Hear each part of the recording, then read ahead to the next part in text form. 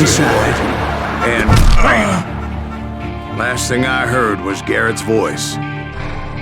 That's not Billy. And go on, how did it end?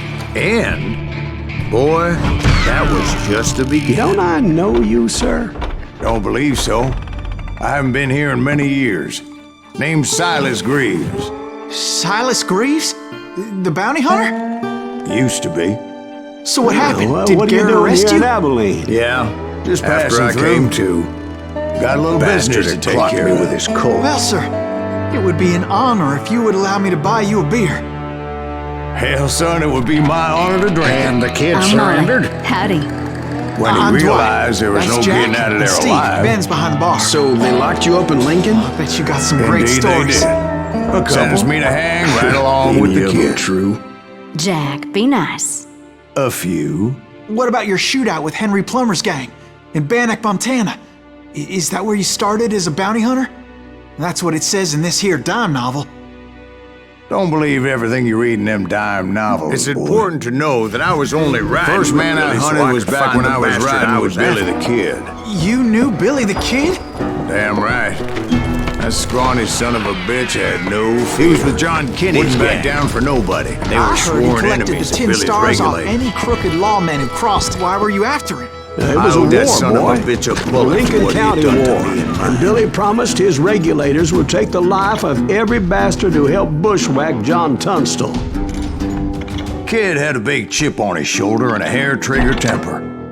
Made him dangerous as hell. Instead, all I got for myself was a goddamn death sentence. Luckily, it was right around then that I heard Billy make his move. He shot Jim Bell and a few other guards as he made his getaway. Later, they wrote that some lady friend planted a pistol for him about 30 years ago. What the papers didn't say, Billy was hiding out in an abandoned farm near Stinking Springs.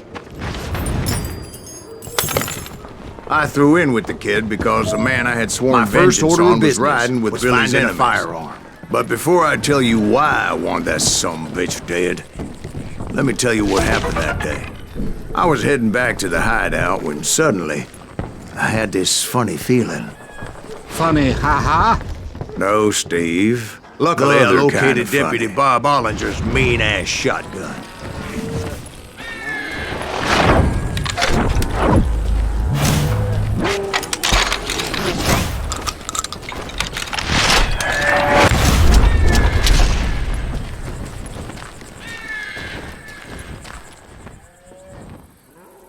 You heard Pat. Need to stay. I saw Billy through the window, and he yelled that I should take to the rooftops to make my escape. I knew those two morons would never let me through. I had no choice.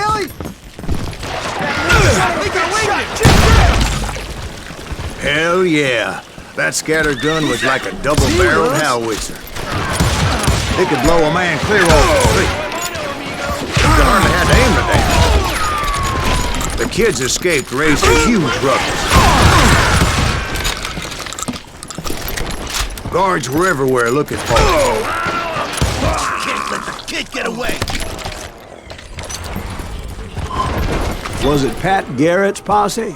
Oh, yeah. I heard the shots and I knew I had to move fast.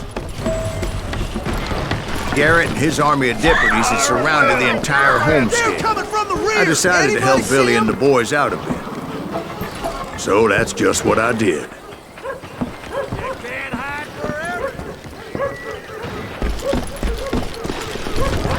I had to jump from roof to roof like a damn alley cat. I followed the planks where I could, but some of that wood was slippery as hell. The whole town was up in arms. Suddenly, I was a fugitive.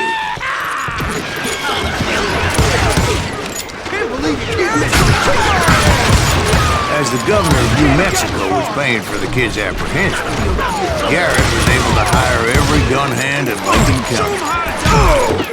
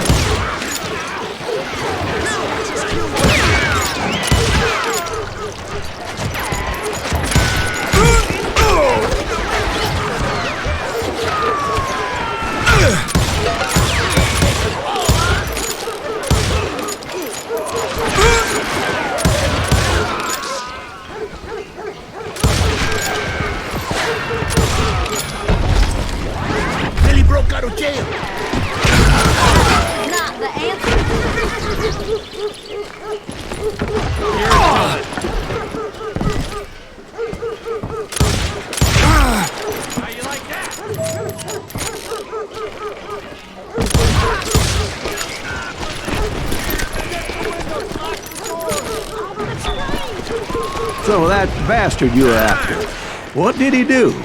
He did me and my family a grievous harm. But I knew if I was ever gonna find him, I would need to get my ever-loving ass out of there. I tried to be stealthy and sneak my way past. This town doesn't have a moment's peace.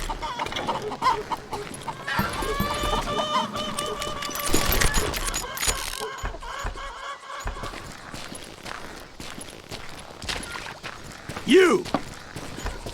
But hell, if they weren't all waiting for me. Apparently, some of them thought I was Billy. You hooligans can go to hell. Watch out! Garrett's men were running around like a bunch of chickens with their heads cut off. See, me and the kid shared a certain similarity in build and color. I was just glad I had Deputy Bob's mean-ass shotgun. You won't get away with this! You think you can do it? Stand up! Still, one of them reached the water tower. They're shooting in the street! Not a bad idea.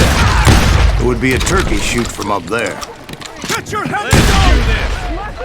There's children here. So much lead was whizzing by my head, it was like everyone in Lincoln wanted to put me in the ground. I knew I needed to find a horse. Though I never did have a great fondness for those four-legged grass eaters. Smelly, sweaty, ungrateful beasts. We prize them too high, if you ask me.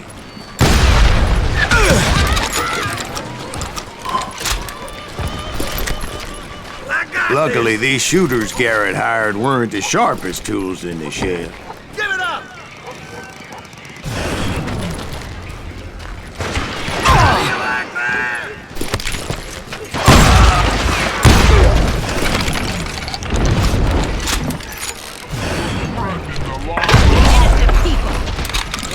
A lot of them were saddle tramps or sod busters or drunken drifters looking to make a few bucks.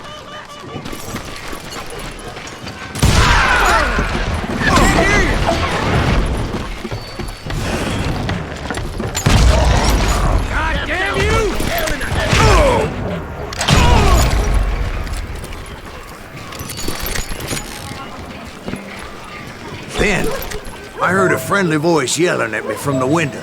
Back door! We'll cover you! Try aiming, you idiots! Truth be told, things weren't much better behind the house. But where was the kid while you were busy getting shot at? And that's when it occurred to me why Billy said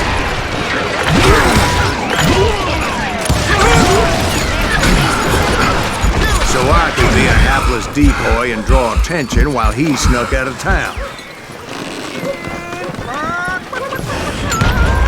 I cut their numbers in half, but that just made the ones that were left. I knew if I made it out of there in one piece, no one would put a price on my head. Because everybody in Lincoln would be dead? No, because they all thought I was Billy. And all that blame would fall on him. Meanwhile, Deputy Bob Ollinger was organizing a posse to put me down. They made up for their lack of already a mean, seemingly endless that I stole his mean-ass shotgun. It was a bit of a slog. Anyway, but I finally fought my way around the back. The only way forward led me straight to perdition. But the cards were dealt, and I had no choice but to play them. We can take them!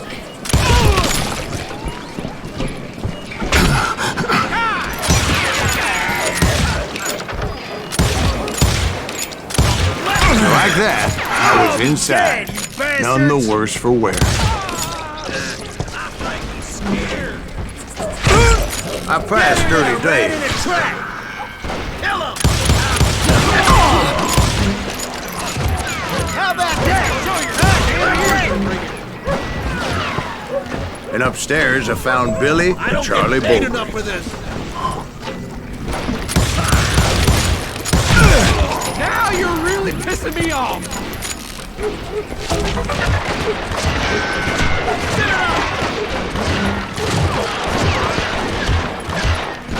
Get out here!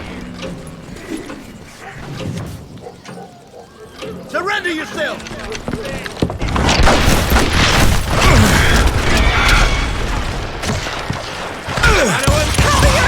Get the women off the street! Billy looked at me and said, "About time, amigo. Grab a gun and get to the window." Wait, so you were friends with Billy the Kid? Yeah, sort of. Anyway, we were surrounded by dozens of deputized shooters who wanted to do us harm.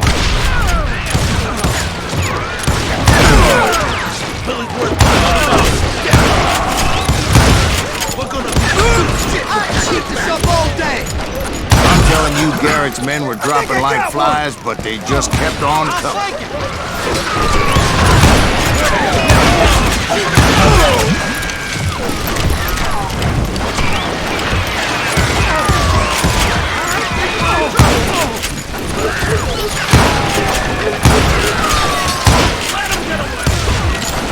Somebody kill him!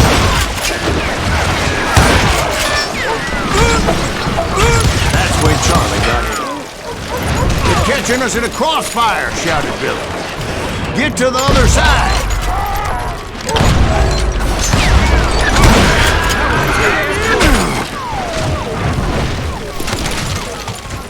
You won't get away with this!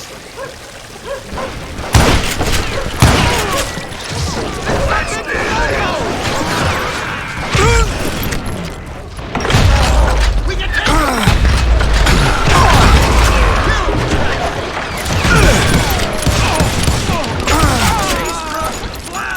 What are you, yellow? We're gonna be back in back.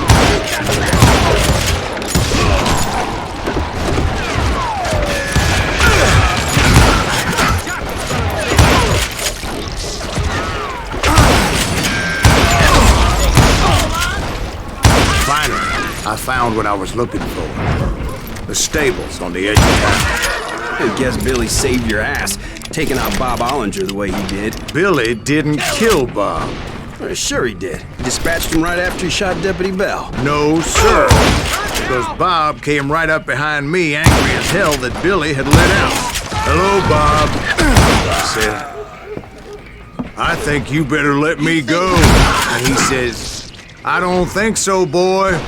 Not with my shotgun." I don't know how many of those cocksuckers we stood I there personally in the middle put of the down, street.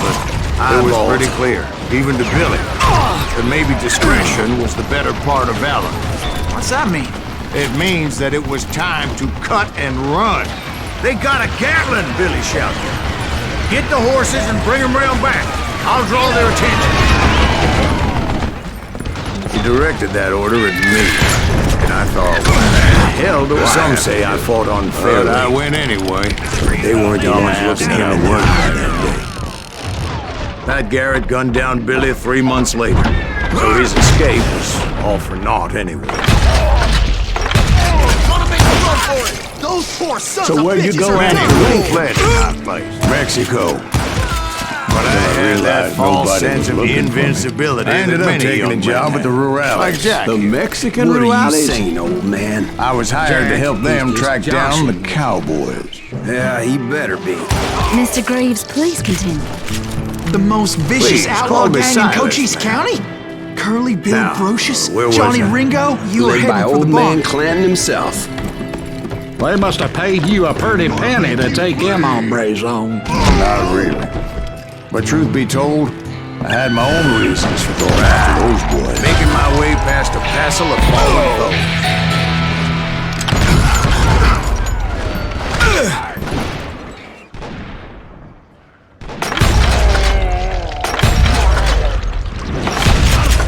Sounds like Garrett hired a whole regiment of hired guns.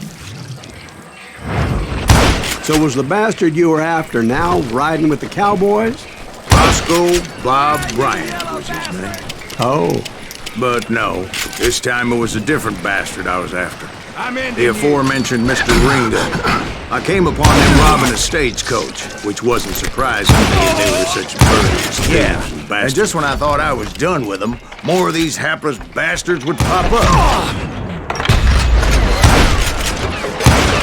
The bandits wore red scarves, so I knew they worked for the old man.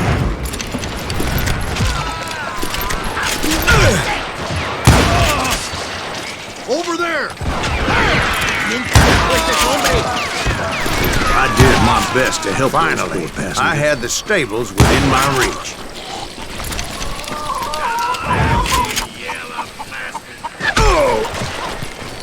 And that's when I met Sheriff Adkins. I read that you went toe-to-toe Moments with later, him, the attackers were dead. Backstabbing bastard with And I that checked the tacked-on tin stagecoach to star. see how many passengers were still breathing.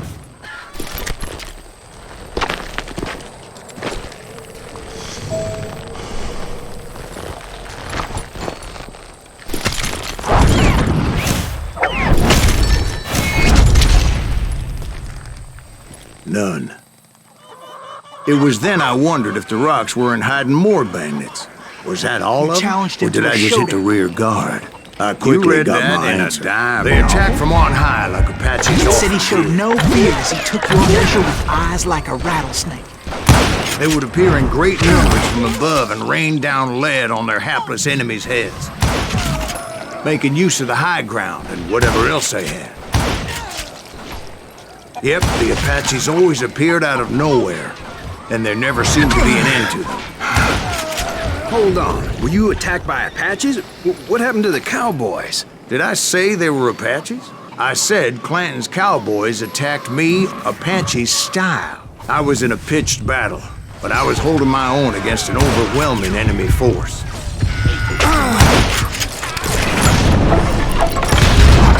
And you killed him in a fair fight. Is that what that penny dreadful said? I was still pretty green. That ain't what I meant when I said I met Pat Garrett. So let me start again. Shooting at anything I could see up at the damn rocks. I didn't see Ringo. I knew he was with the cowboys. He and Roscoe Bob had done me a dreadful wrong, and I was determined to have my revenge. But to get to Ringo, I knew I'd have to fight my way past these other assholes first.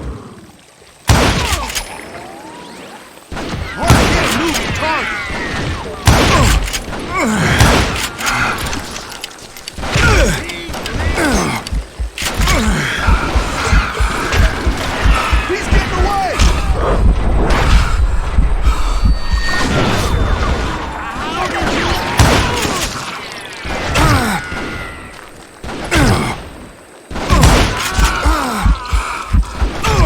Unfortunately, I was running out of ammo.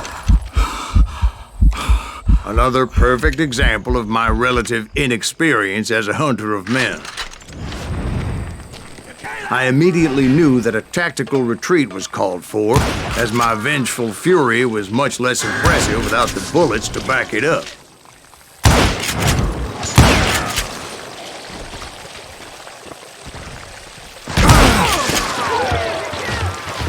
Finally, they managed to corner me. Trapped as I was, the odds of my survival seemed pretty slim. Luckily, serendipity was on my side as I suddenly spotted a way out of my predicament.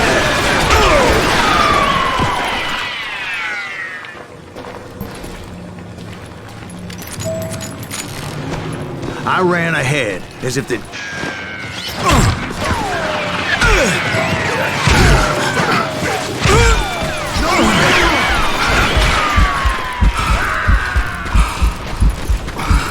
I just kept running, not knowing where the hell I was going.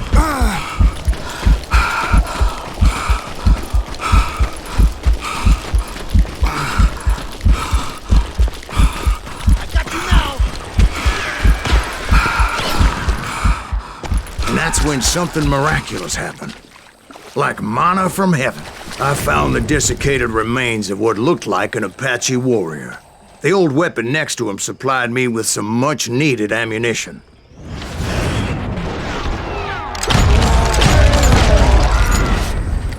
Bat Masterson once told me it was more important to be lucky than good, and he would know.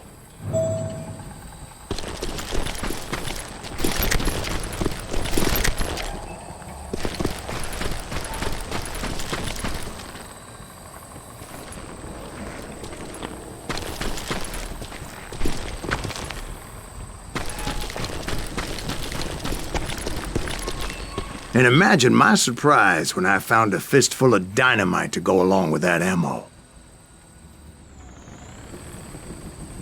That stroke of good fortune evened the odds and bolstered my confidence. It was time to turn the tables. Time for the prey to become the predator.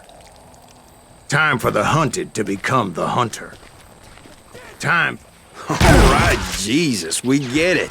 They were right where you wanted them. That's right, Jack. I was done running. And the old man's boys were not expecting that. No, sir. I came at them like a wildcat. My fury knew no bounds. Okay, now you're ready.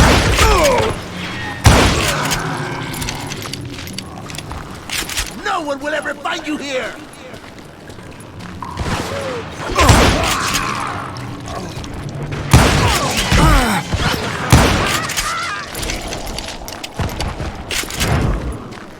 You're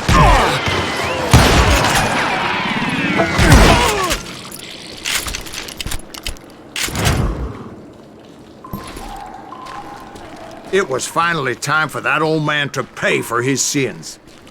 Show yourself!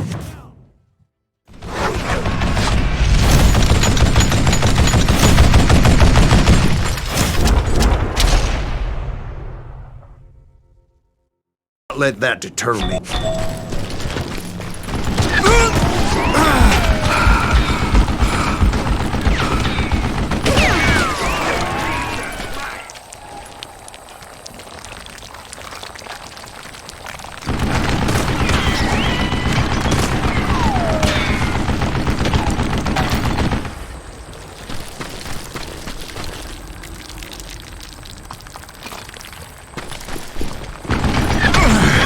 Let me tell you, that was the longest uphill climb of my entire damn life. Damn contraption, Well, damn one of the longest. There was that one time I was pursuing Frank James, Jesse James's brother. Jesse James? Perhaps we could talk about that one later. Where was I? Right. I had Old Man Clanton in my sights.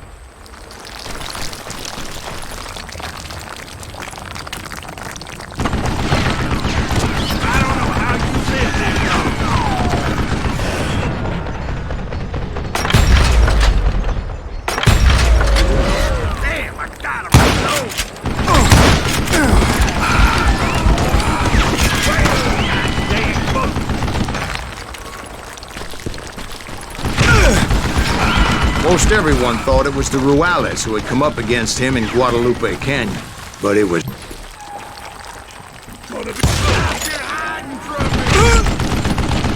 I don't know how you lived this long.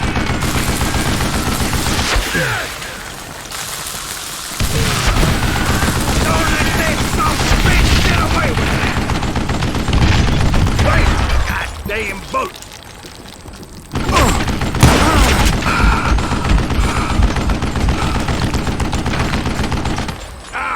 Gotta reload. Oh! What I ever do to you?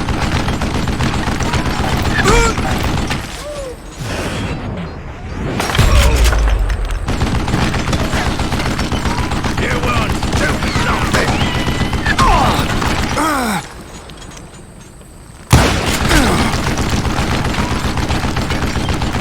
Where you get that?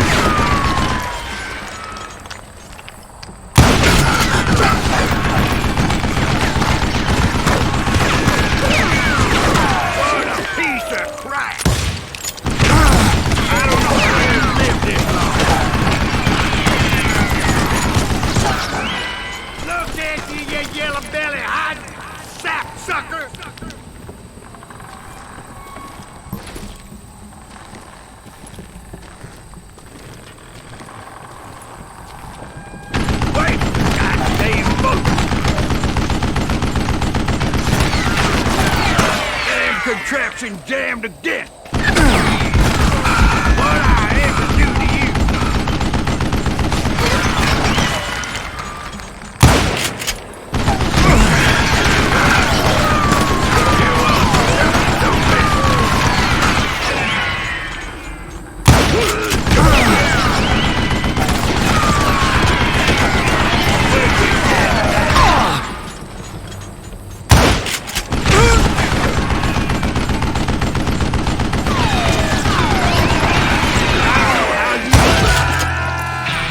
Apparently, one of the cowboys made it out of there alive and told Ike and Billy Clanton that it wasn't a Mexican who took their father's life that day. They just assumed it was one of the Earps, and that little misunderstanding eventually led to that legendary gunfight at the OK Corral.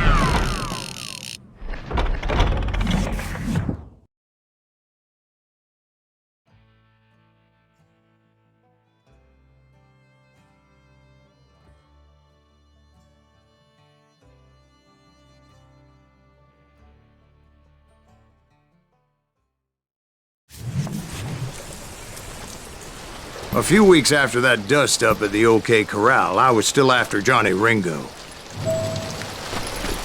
I had tracked him and the cowboys to their hideout at a sawmill, and they were loaded for bear. So, what exactly did Johnny Ringo do to piss you off? Well, him and that other bastard. Roscoe Bob Bryant? Yep. They both deserve to die, and I promise I'll tell you why. But first I need to tell you about the cowboys' new boss, Curly Bill Brocious. Herb's coming! Get ready, boys.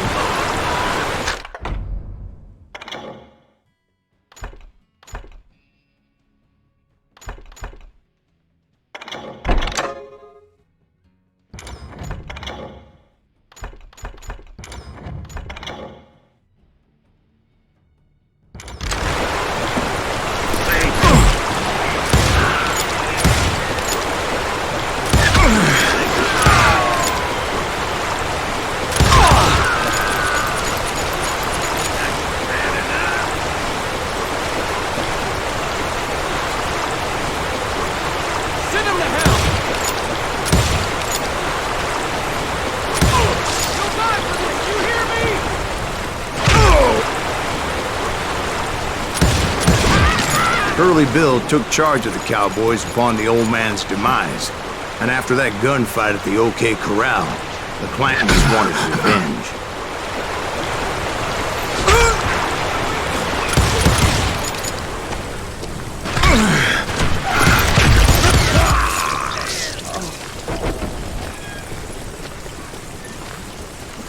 Hey, got some!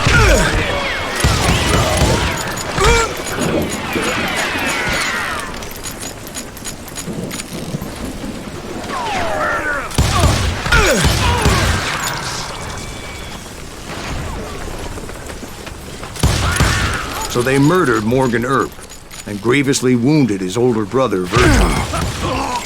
That ain't Herb, is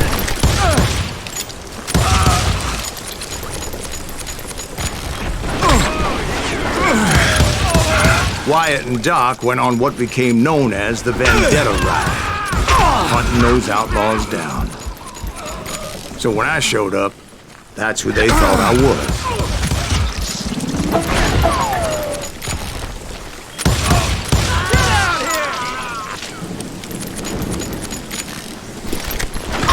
I'm done with you!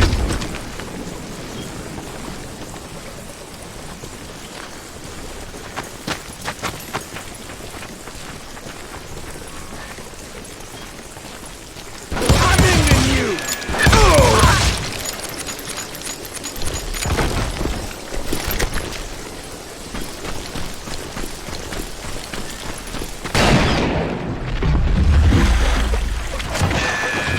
There were killers around every corner, all wearing red bandanas. That's how the cowboys identified each other. And I was beginning to wish I had one myself.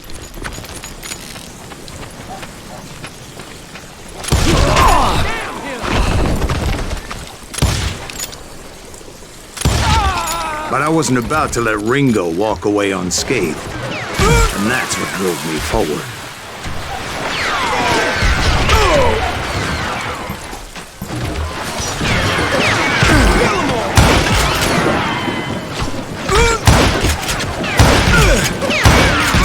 They say that Ringo was infernally fast. I hardly saw anyone faster, boy. Certainly not Wyatt Earp. That man was all hat and no cap. Stupid son of a bitch!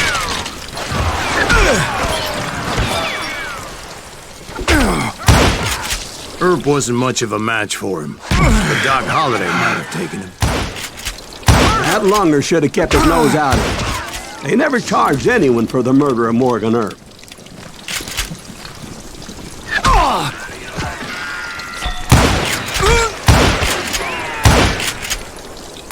I'm putting you down! But everybody knew that Curly shot him in the back. That was common knowledge. Yeah, maybe so. But Ringo had nothing to do with it. He was just being loyal to a friend. Is that what you call it? Being loyal. Well, to get to that loyal friend, I had to pass by some buzzsaws as big as a man.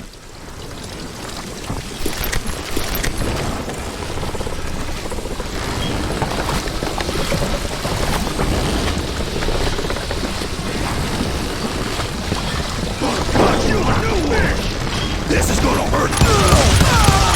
Excuse me, sir. I have a question. What's that, Dwight? After old man Clanton died, why didn't his son take over the Cowboys? Because Ike Clanton was dumber than a box of rocks and a yellow belly to boot.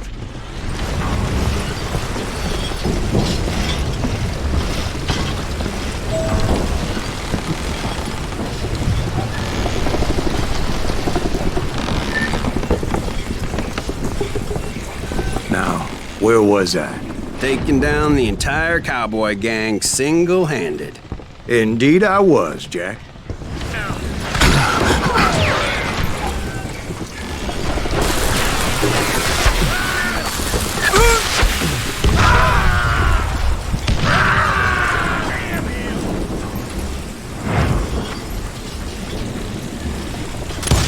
You're dead!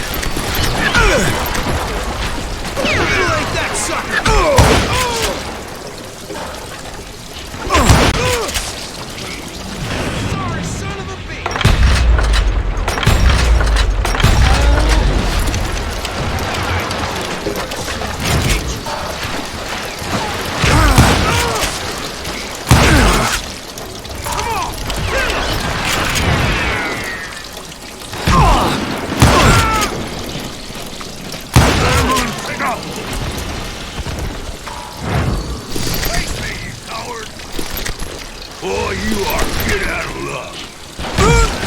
Can you shoot around corners?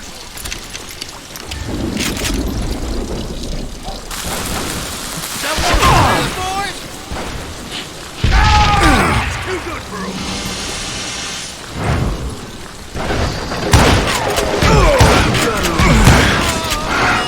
Don't waste your bullets. Go ahead.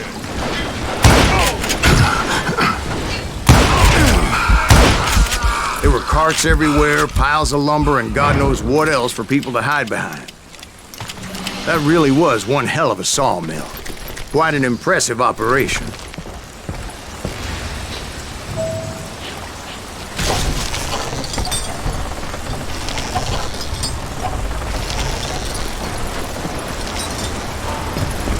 And where was Curly Bill? Did you see him?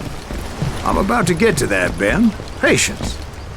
I'm painting a picture here. There was this beautiful waterfall and a crystal clear stream that led to a verdant valley that was truly... Consider your picture painted. What happened next? Well, finally the bastards that were still alive made a last stand.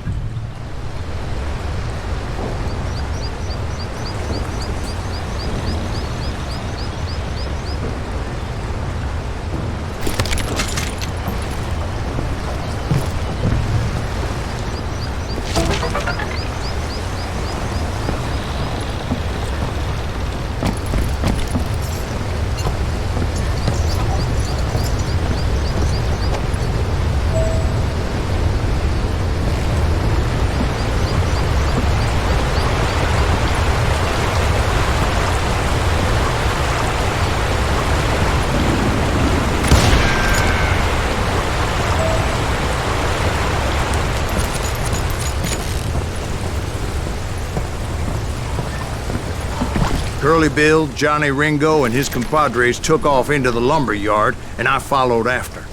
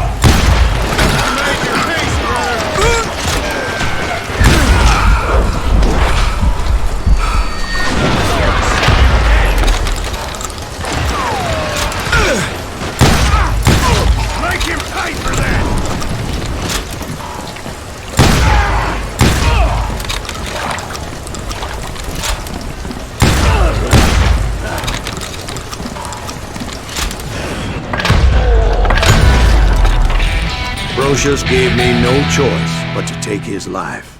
But Ringo was nowhere to be found. I knew you didn't kill Ringo, because he was found dead in a different location altogether. To this day, his killer is still unknown. Indeed. Took me a few months before I finally tracked his ass to West Turkey Creek Canyon.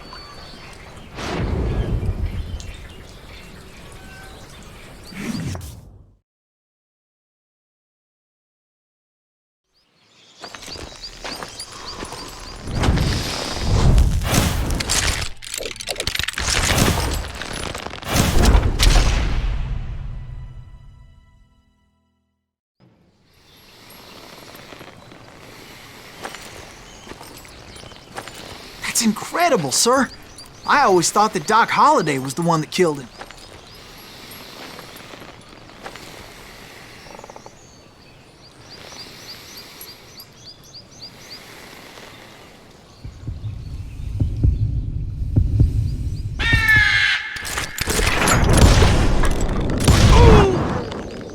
Sorry I had to ruin the legend for you, boy. But the legend ain't always true.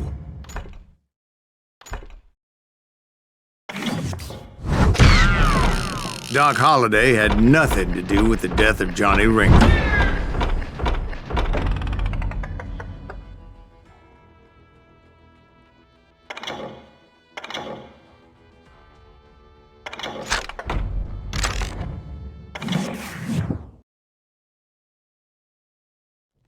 I was paid a healthy bounty for Ringo and Curly Bill, and realized there was real money to be made. That's why I went after Henry Plummer.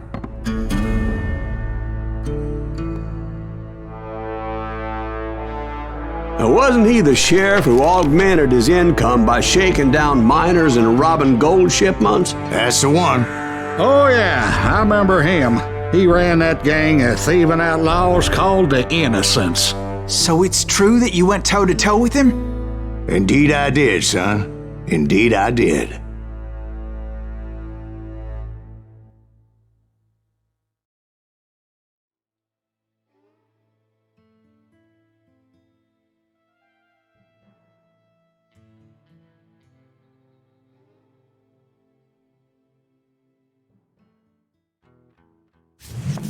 I knew I needed resources if I was going to track down Roscoe Bob Bryant.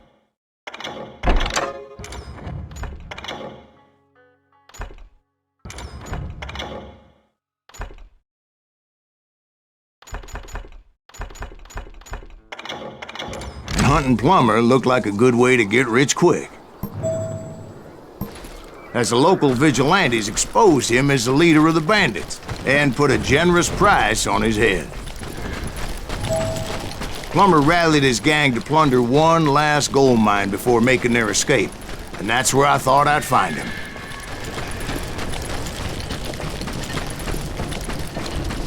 It makes me nervous standing so close to all these goddamn barrels of gunpowder. Why would you be nervous? No one has the cojones to come after.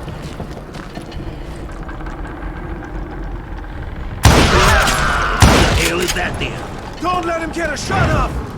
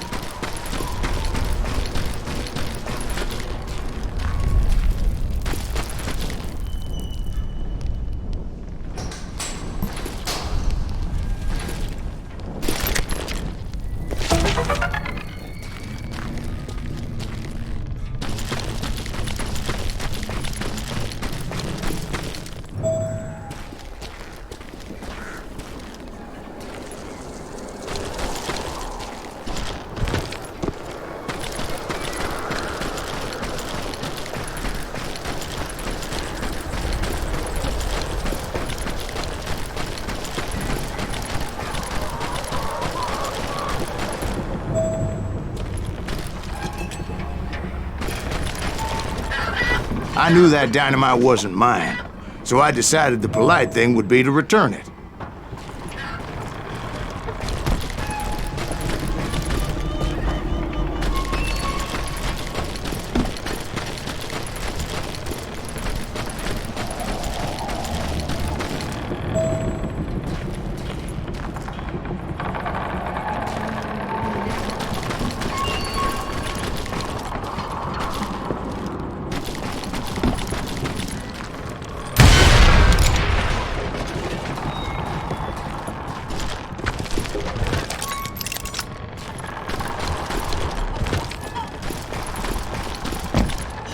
It was the biggest gold rush since Sutter's Mill in '48.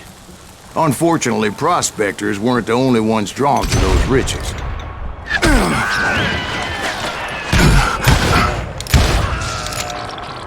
There were thieves and killers, robbing travelers and hijacking gold shipments.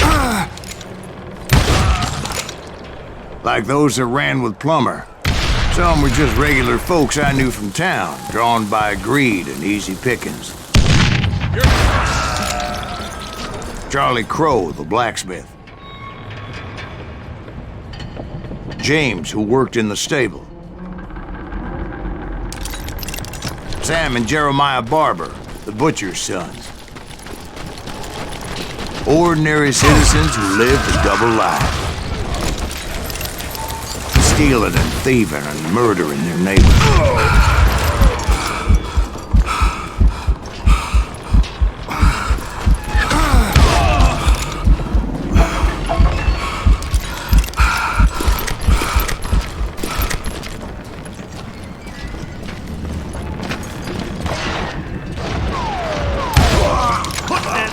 Of course, the rest were veterans of the Civil War. Stone-cold killers trained on the bloody fields of Shiloh and Antietam. Plummer had a lot of men on his payroll. A hell of a lot. That son of a bitch pretended to protect the public with one hand while stealing them blind with the other. He set up a defensive perimeter which I had no idea how to breach. You can't beat the innocents.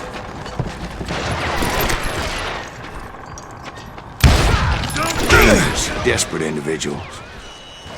I was outnumbered and in way over my head, but I was too damn stubborn and stupid to realize it. They must have thought I was touched. Or had some kind of death wish. If Daddy had lived to see Alfred Nobel's explosive invention, my guess is he would have told Samuel Colt to kiss his ass.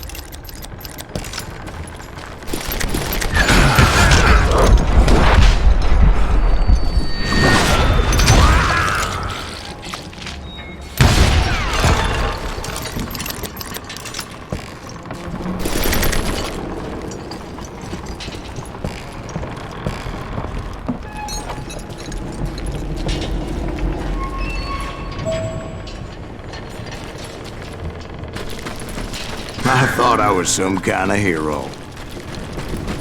I finally made it past and headed on to meet my destiny. But first, I had something I needed to figure out. I had a few ideas on how to get into that mine, but once I made my decision, I knew there was no turning back. So my first thought was to enter the nearest mine portal. I saw an entrance. Made sense. Leave him to me! It was the quickest way in. But that also made it more dangerous, as there would undoubtedly be enemy pickets posted along the way.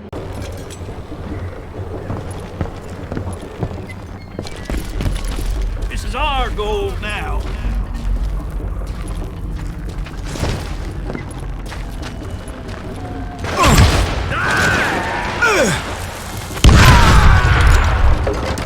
Must be about out of bullets. Down yourself, coward! Besides, once you enter a mine like that, it's easy to get all turned around.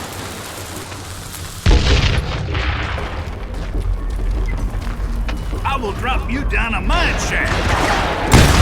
And that confusing maze of corridors wouldn't even be the worst of it. Some of those shafts could be as deep as hell. Put that moron out of his misery.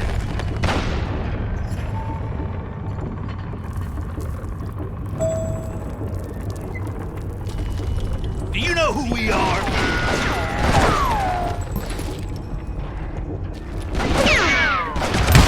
I'm done with you.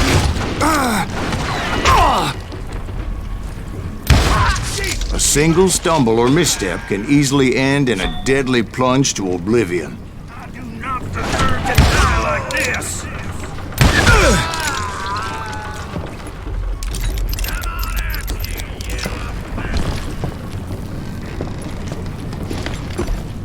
Time to blow your shit up.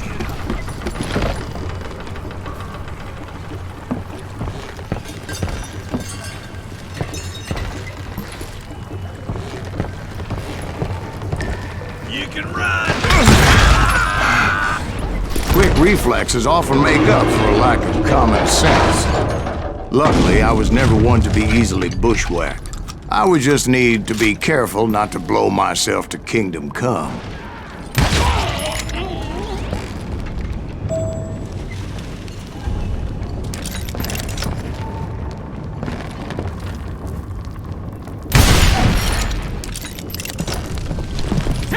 With all that gunpowder and dynamite everywhere, a body has to know what he's shooting at.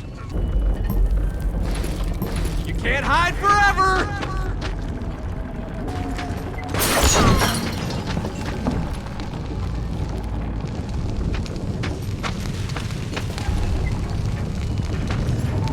You're dead!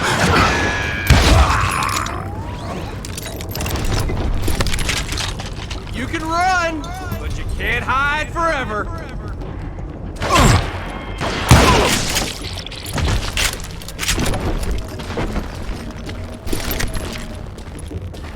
One wrong bullet could have turned that mine into a dad-blasted tomb.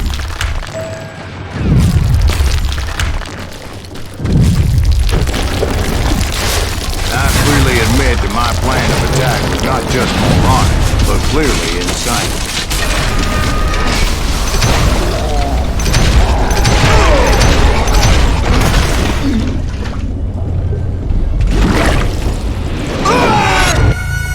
It's a good thing that I abandoned that ridiculous plan before I even tried it.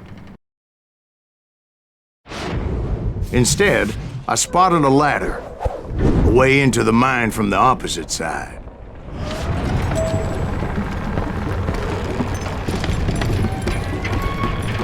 It was a long way around, but that approach seemed more sensible at the time.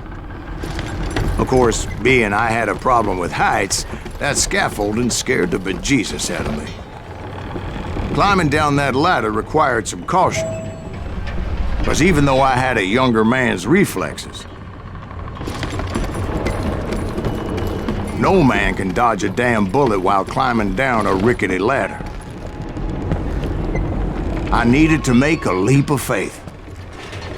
Which ain't easy when you're suspended between heaven and hell.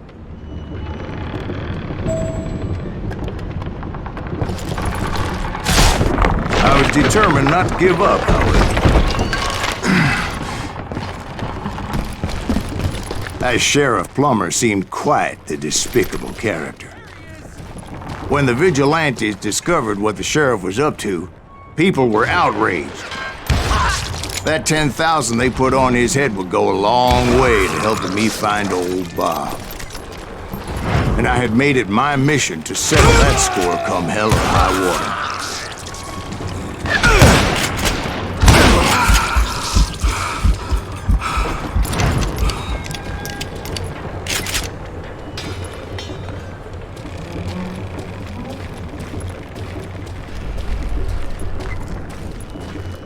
But first, I would have to make a choice. Take the elevator or climb the ladder.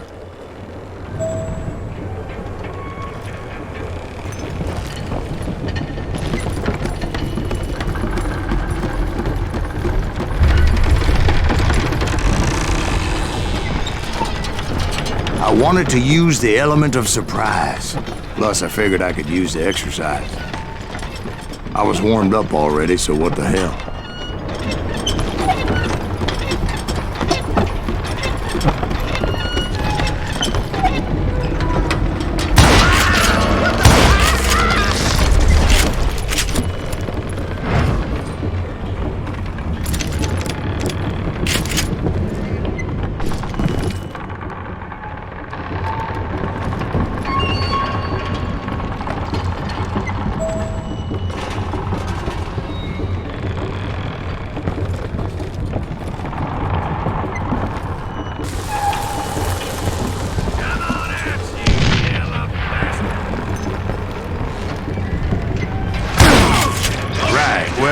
He was the sheriff of both places at one time or another, but that's neither here nor there.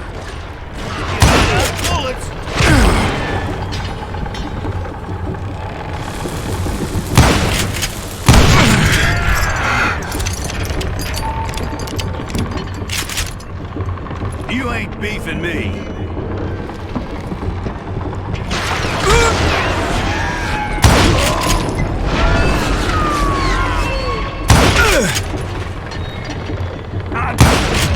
The point was, taking him down would save a lot of lives, including my own.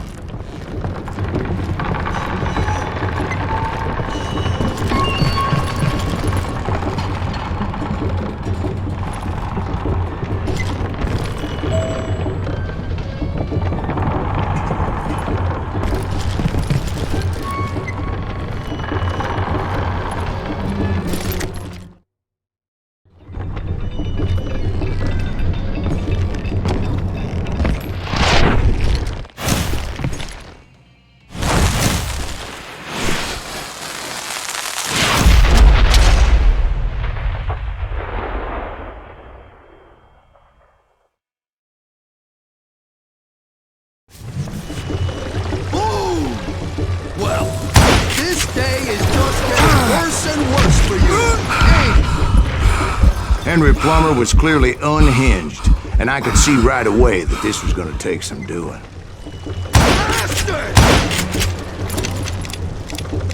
I'm going all medieval on you.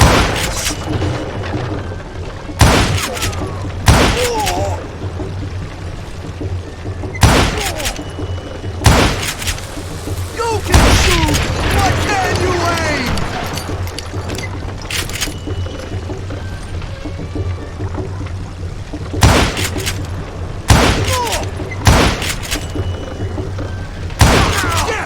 I need some help here! Come on, boys! Take this cocksucker out!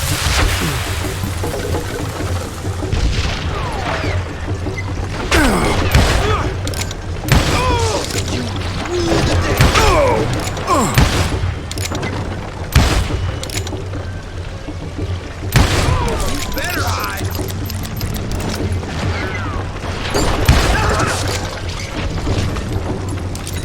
Calm down, Bill, you full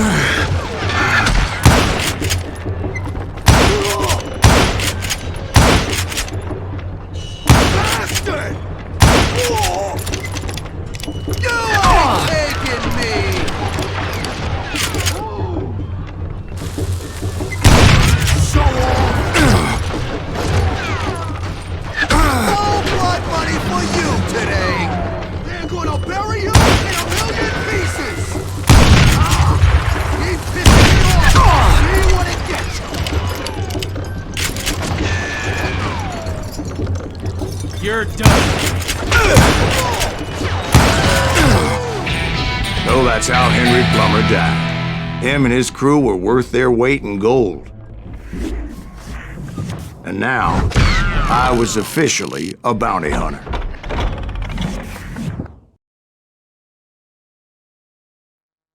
So, did you finally go after that Bob feller? Well, I heard word he was in Kansas with John Wesley Hardin. So that's where I went. Where in Kansas? Abilene. Why do you ask, Ben? No reason. Was Hardin as fast as Ringo? Ringo was fast, but John Wesley was as fast as the devil himself.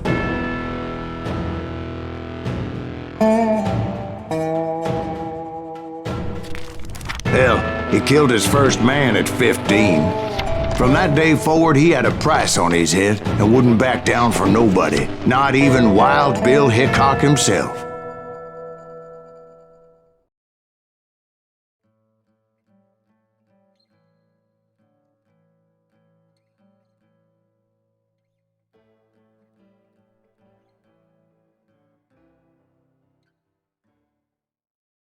I dodged death many a time, and that night in Abilene was no different.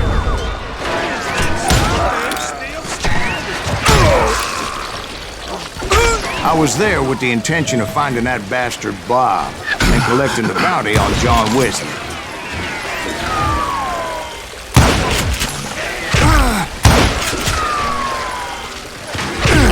God damn him!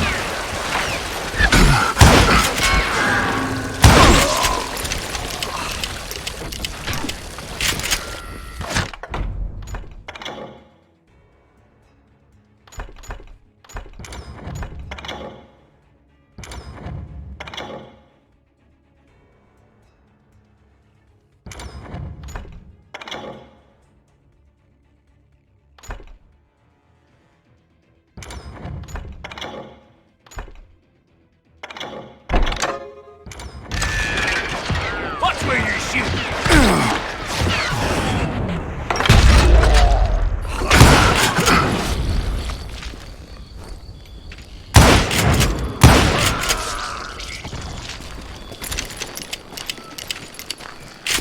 I thought the Texas Rangers got Hardin.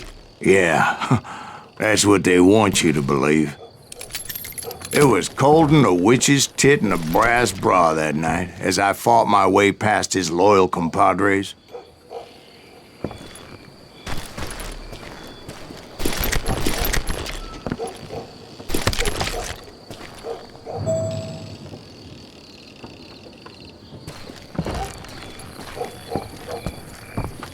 To the very same saloon we're sitting in today.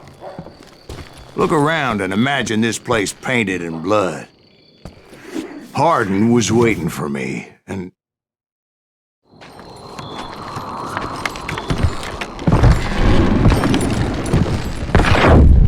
Wait, I'm jumping the gun here.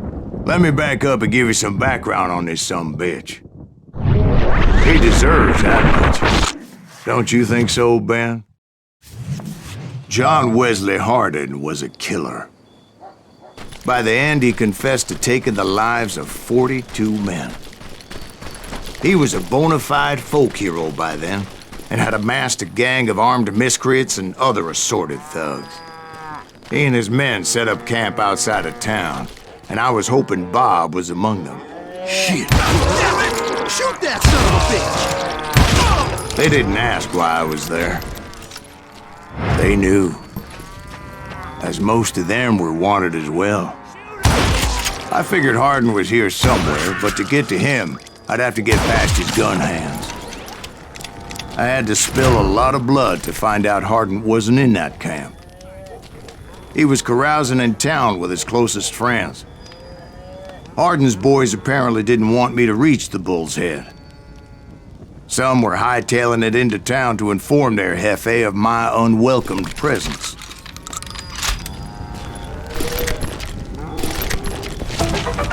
That's right! Run!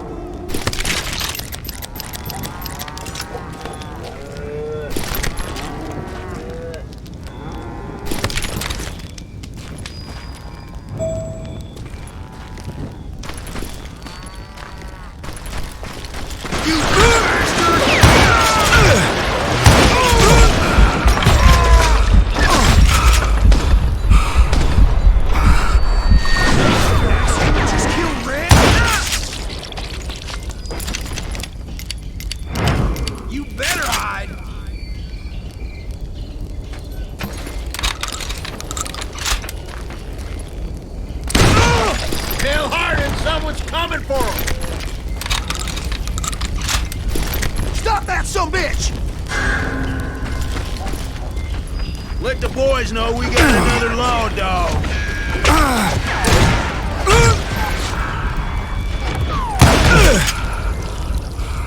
You can't hide. I wondered if Bob was among them.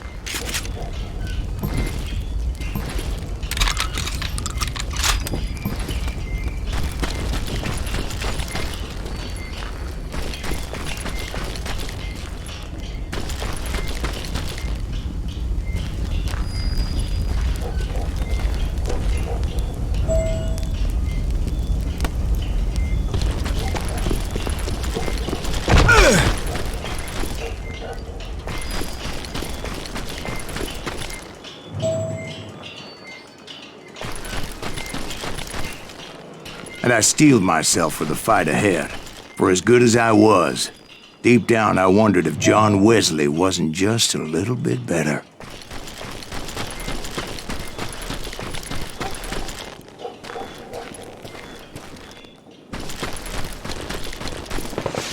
Before I could test my mettle against Hardin, however, I would first need to dispatch his cadre of hired killers.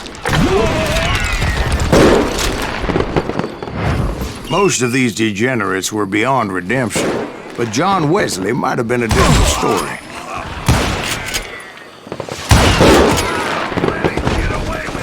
I didn't learn until later that that night was in fact his birthday celebration.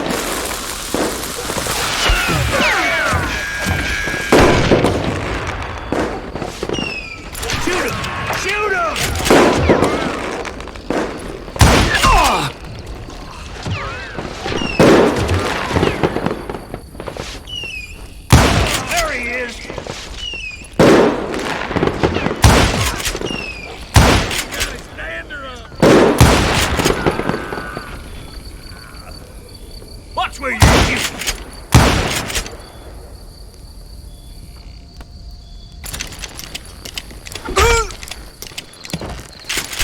God damn him!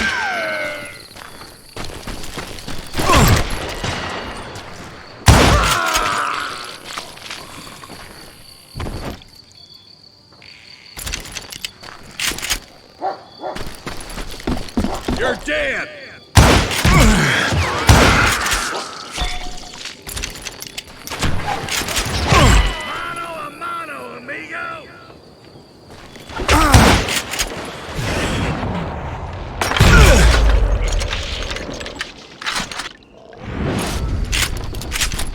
I think I already mentioned that I found Hardin in this very saloon.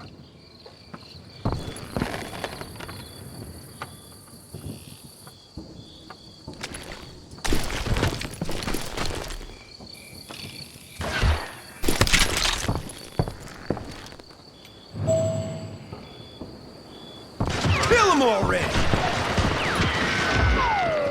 Suffice it to say, nobody there was happy to see me.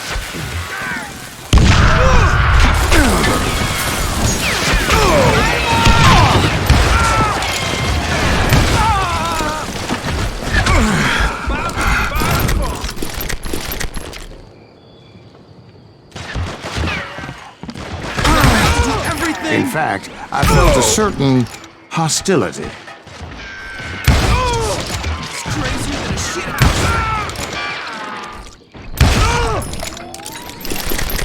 Yeah, you know you can't beat me.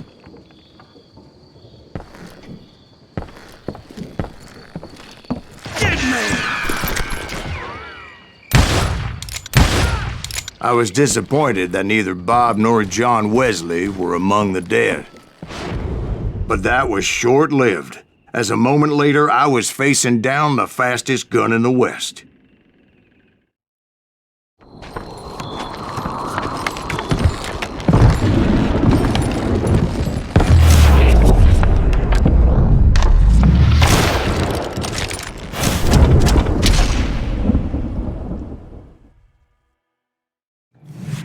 I felt a bolt of adrenaline.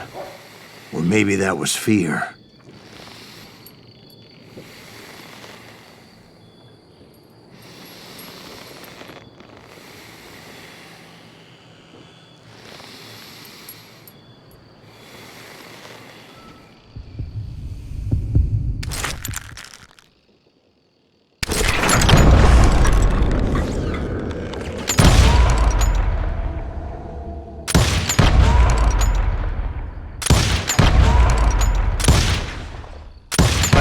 Faster than greased lightning. But being inebriated as he was, he didn't count his shots. And now, he was at my mercy. So he didn't die? No, I sent him to prison. Years later, after he was free, some restless avenger took his life. Shot him in the back in a saloon just like this one. Anybody up for another beer? Thank you, darling. Yeah, some say revenge is a dish best served cold. So whatever happened to that Bob guy you were after? Personally, I'd like to hear some of your other adventures. Like, I don't know, did you ever go toe-to-toe with a red man?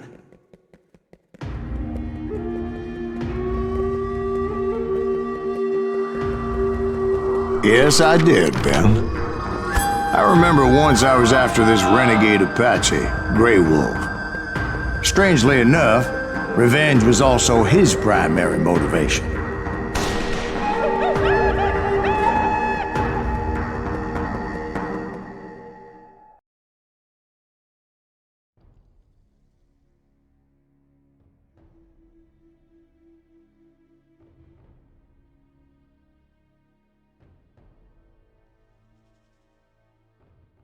A bounty was put on Grey Wolf's head, and that's how I came to hunt him in the mountains. Mountains so high they tickled the nether regions of heaven.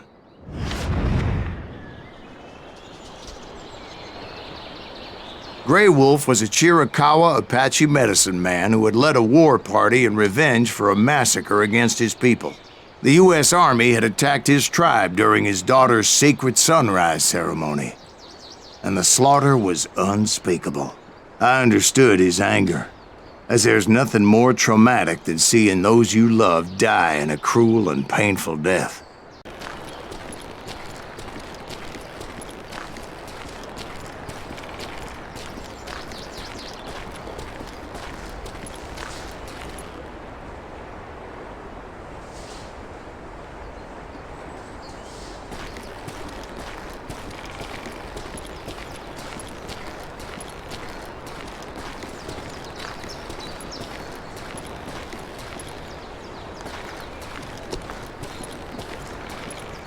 Right from the beginning, I couldn't shake the feeling that Grey Wolf was watching my every move. He led a band of young Apache warriors who wanted retribution and were more than willing to die for him.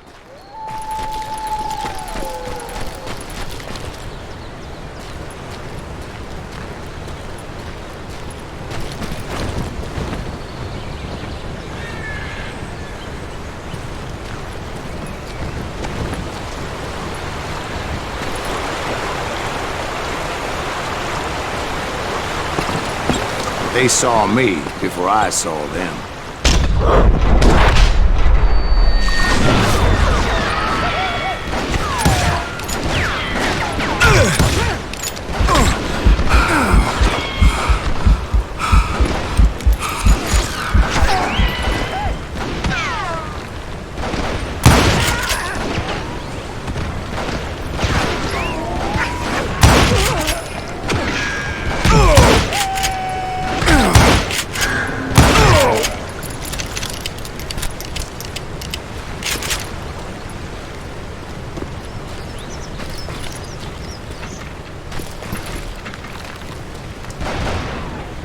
and it crossed my mind that maybe this wasn't such a good idea. But now that the shooting had started, there was no backing down.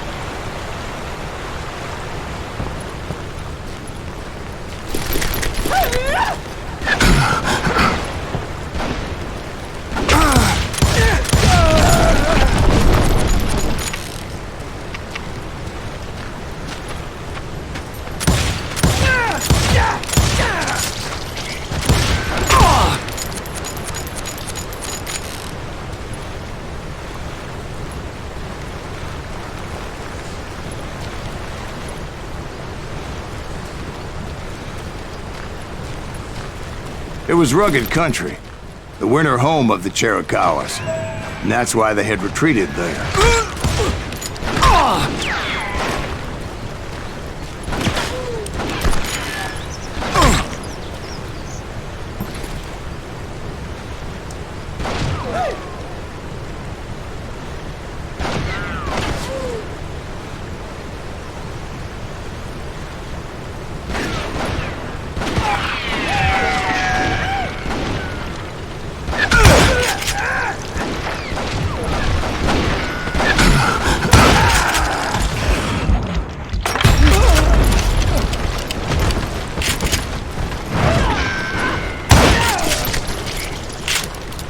I admit to having some regrets about going after them the way I did. But then again, I got a lot of those.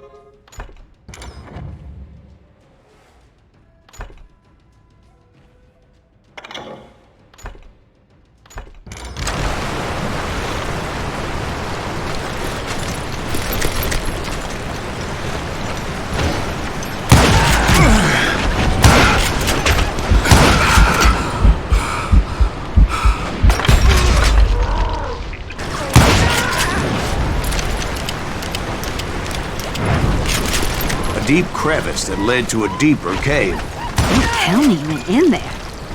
Yeah, but it's not out of bravery so much as pure, angry cussedness.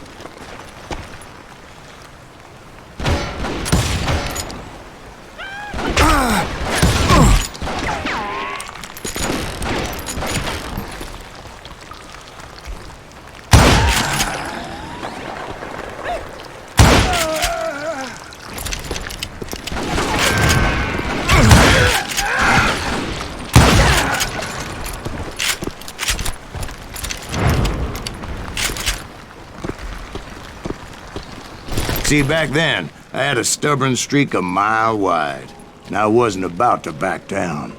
So it was like pitch black in there? Actually, it was pretty well lit, as they had torches on the walls.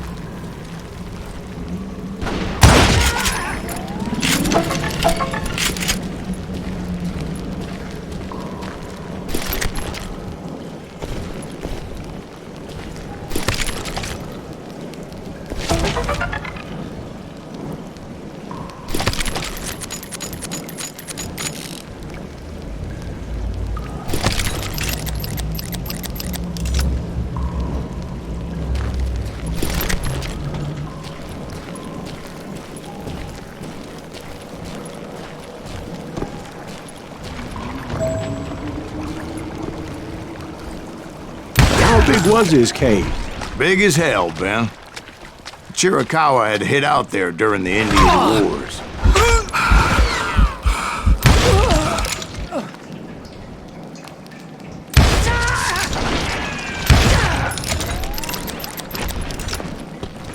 They thought it was haunted with the ghosts of those murdered by the horse soldiers. The cave was haunted with dead Indian ghosts?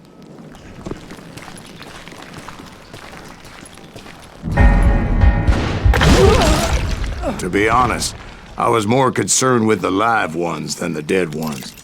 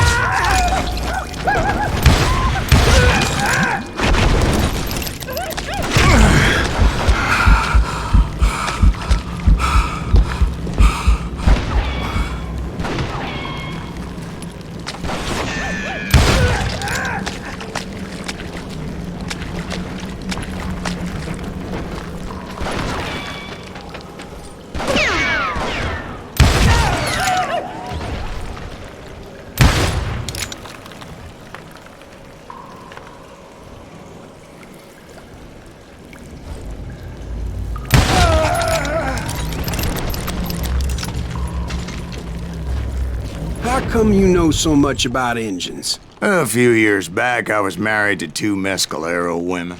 At the same time? Yeah, they were sisters. Polygyny is traditional among the Mescalero. So what happened? Oh, I had to get out of there.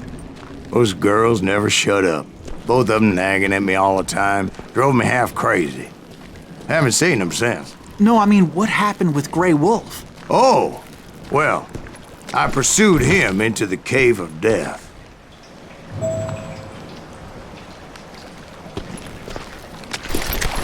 I came upon this flooded grotto, and that's when I saw him. He came to me unarmed and unafraid. His voice echoed in the shadows, and I sensed he meant me no harm. You carry great darkness in your heart, and if you do not release it, it will claim your soul. The sound of his voice put some kind of ancient Indian spell on me. As his story unfolded in my mind, You will come to this place again and kill many more men, and the darkness will grow until it consumes everything that you are. The soul would have no rainbow if the eye had no tears.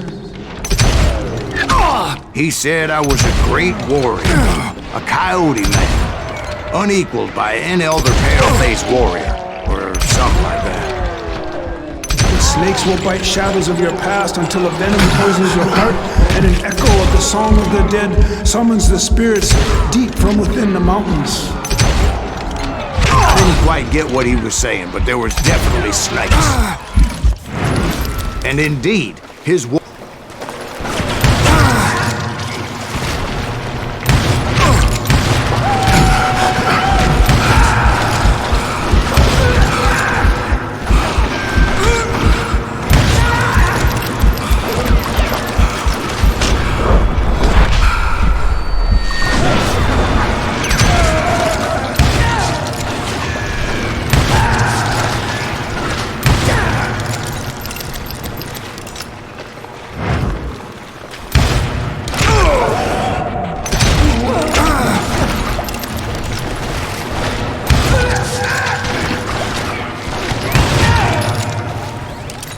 I swear I couldn't see any way out of this trap. But suddenly, one just appeared. Kind of like a miracle.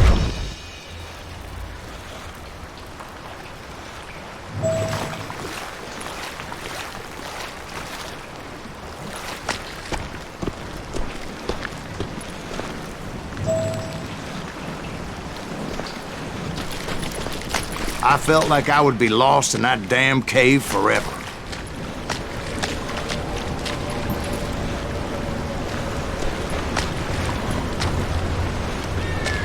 Finally, I found myself back outside, perched on the edge of a precipice, overlooking a thundering whitewater river. To get where I was going required several leaps of faith, but no way in hell I was turning back.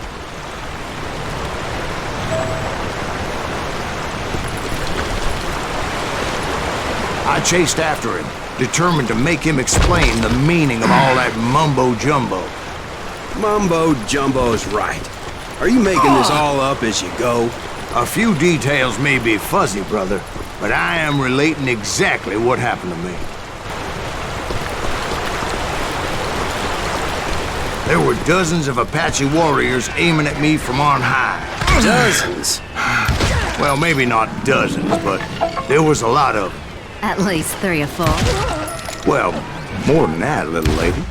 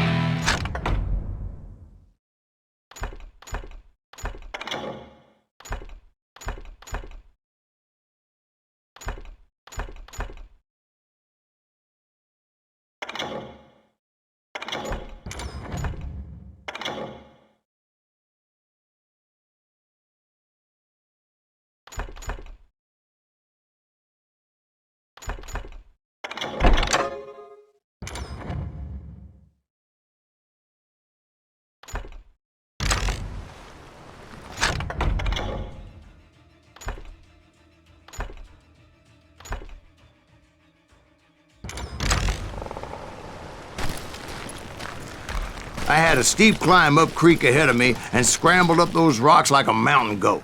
I was determined to locate Grey Wolf and find out exactly what the hell he was trying to tell me. And wouldn't you know it, that crafty son of a bitch led me right into a trap. What kind of trap? Well, son, there had to be at least 100 Apaches surrounding me. 100? God be my witness. Oh, come on. Who you kidding? Hey, I believe you. Come on, tell us how it ended. All right, but I'm not gonna drag this out. Where were we? You were surrounded by 100 Apache warriors. Well, I didn't take the time to count them exactly, but there were a lot of them.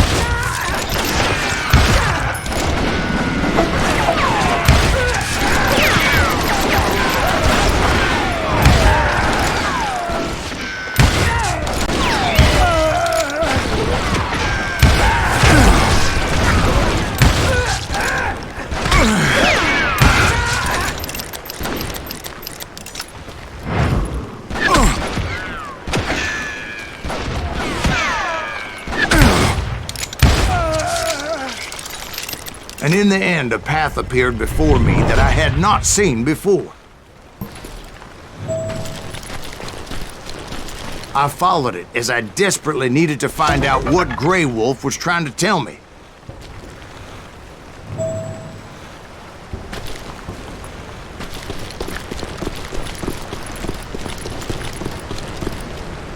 But it was like that son of a bitch disappeared into thin air.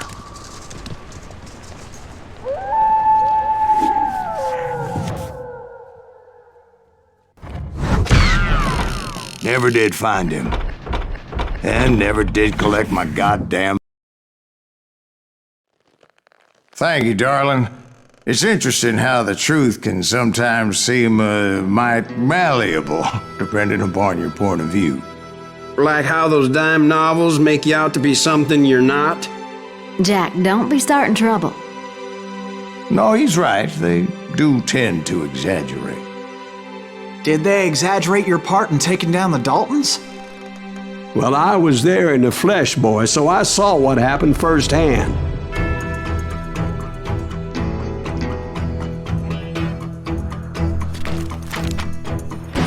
Those Daltons were lawmen once, before they all went bad, robbing banks and trains clear across the territory. Until Coffeeville, of course. I was one of the citizens who took up arms that day. Fighting on the side of right? I did my best, sir. We all did.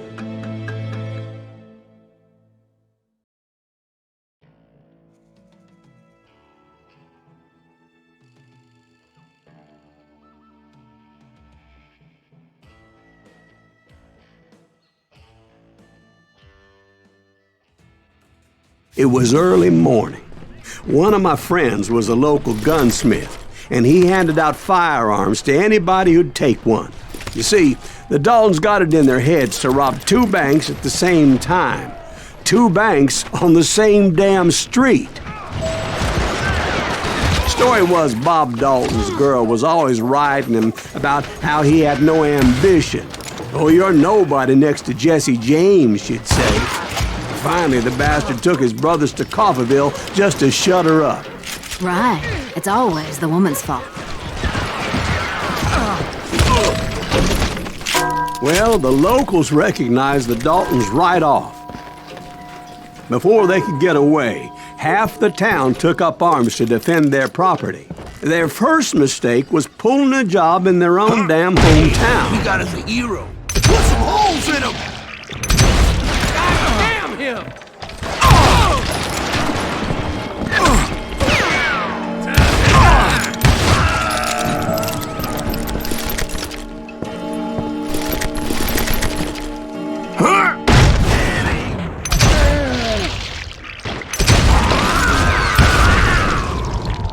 The brothers paid dearly for their stupidity, but everybody knows they had it coming. There's more to it than that. I read all about that day, so I know for a fact that it went down very differently. First of all, it was high noon. A posse of U.S. deputy marshals were on the rooftop across the street. Get ready, boys. They're gonna make a move. The lawmen had been tracking the Daltons for months, and now they finally had them dead to rights. Among them was a bounty hunter feared by many a lawbreaker. This man had no intention of letting the Daltons slip away. The marshals tried to get the Daltons to surrender. They'll give up eventually. We just gotta wait for something to happen. This bounty hunter knew that the brothers were far too proud to ever lay down their guns. He went in there alone to confront those criminals. One of the marshals shouted, "Where are you going? Are you crazy?" Hey, where do you think you're going, dumbass? That rifle's mine. He saw a way to get around to the back of the bank. Then he figured out how to hit the Daltons from a direction they weren't expecting.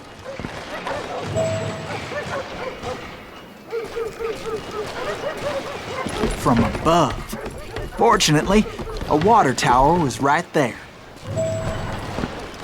A moment later, he was climbing up a steep ladder, laughing at danger as he did. It was brave men like him who risked their lives to tame this wild country.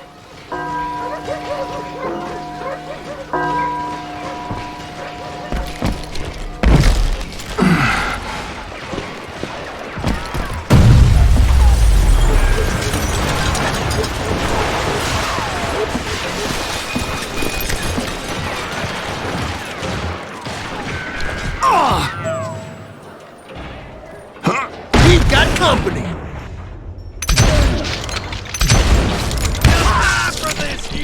Heroic men like him, who did what other men couldn't or wouldn't to make this country free. Like Jim Bowie and Davy Crockett, who died defending the Alamo.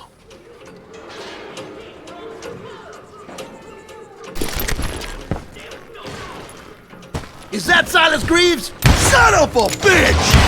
Come on, kill him!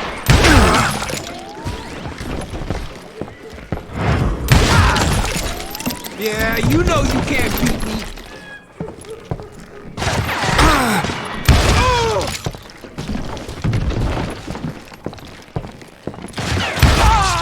You will rule the day!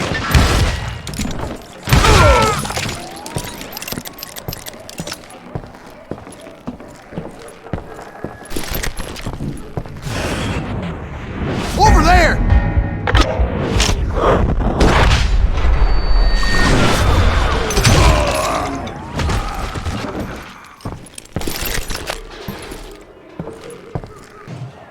Over there!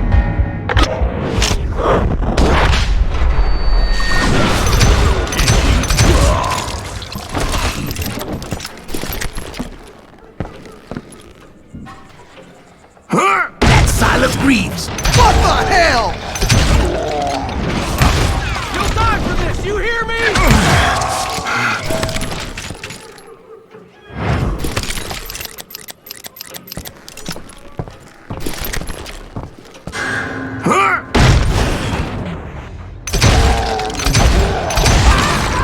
His name was Silas Greaves, and when the dust finally settled, he was the last man standing. Sorry, kid, but that just wasn't the way it happened.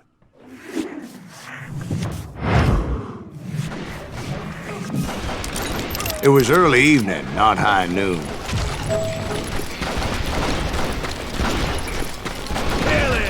The Daltons blew up a safe, and were all set to hightail it out of there. Those pathetic deputies surrounding the bank were dropping like flies.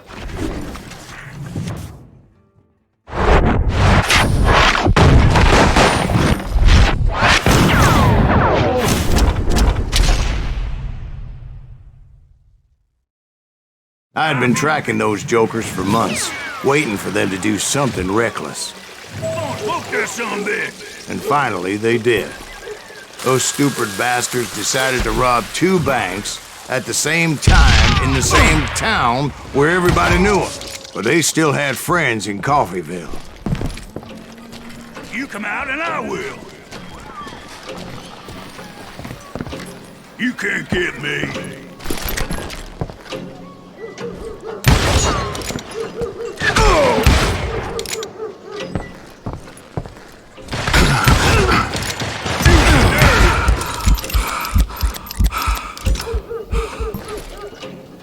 Oh, so you're hiding too now.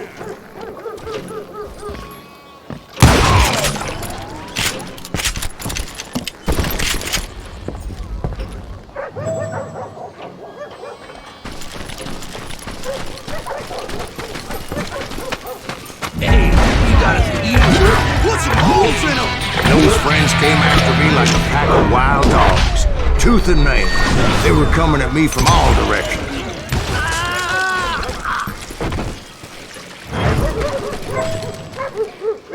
I caught sight of the Daltons running with the money and didn't want to lose them. Problem was, they knew the town better than I did. And to top it off, I found myself in the middle of another shootout entirely. Come on. Did the Daltons hole up in somebody's house? No, it was the Smiths, I believe. They were cousins of the Daltons. And they were shooting at the Browns, who were shooting at the Daltons. Which wasn't any surprise, because those 2 families have been feuding forever. And since the Joneses are related to the Browns, they shot at the Smiths, pissing off the Heimhoffers, whose daughter recently married a Smith. Well, bullets were flying every which way as all the old feuds in Kansas caught fire all at once. There was a hell of a lot of pissed off people in Coffeyville that day. But that's just the way life is sometimes. Shit happens.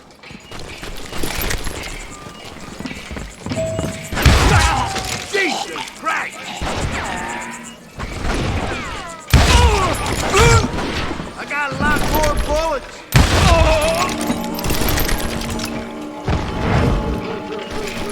The Dalton boys knew I would never give up. Those Daltons weren't the sharpest knives in the drawer, but they always stood together. They set a trap to slow me down and allow at least 2 of them to escape. The third brother stayed behind to plan me, just in case that trap of theirs didn't work.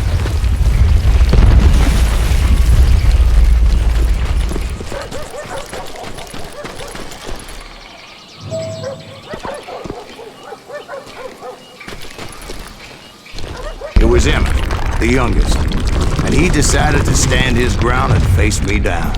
I ain't afraid of you, Silas Greaves. This is where it ends for you. He was determined to protect his brothers. I understood how he felt. Taking me on all by his lonesome wasn't exactly a recipe for a long life. Beat you like a red-headed stepchild.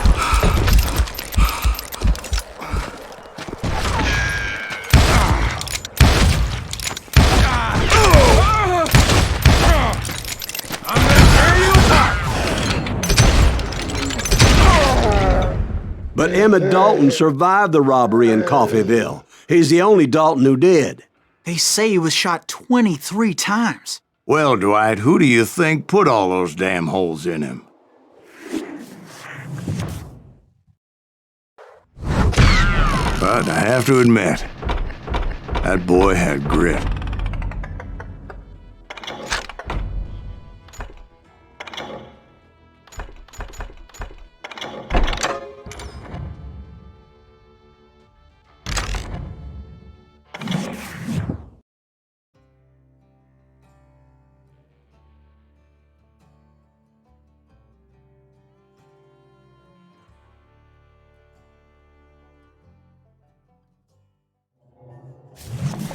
We'll get those suckers! It took me a couple of days to track the Daltons down. They can't get away with this! And in that time, a whole posse of local vigilantes offered to lend a hand. We'll track him to the ends of the earth. They seemed as determined as me to find those outlaws. But as we headed into those swamps, it was like I had my own private army. There was no way those boys were getting away this time.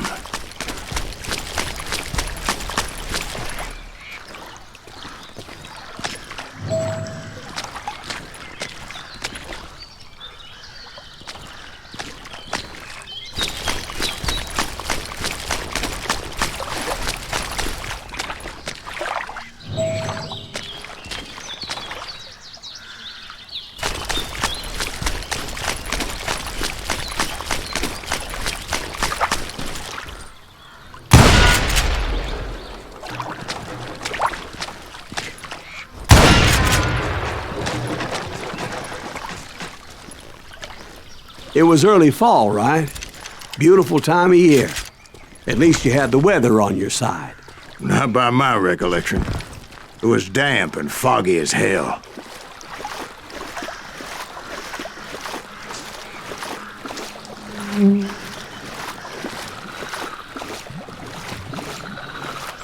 It was tough to stay on a true course, so we kept an eye out for landmarks.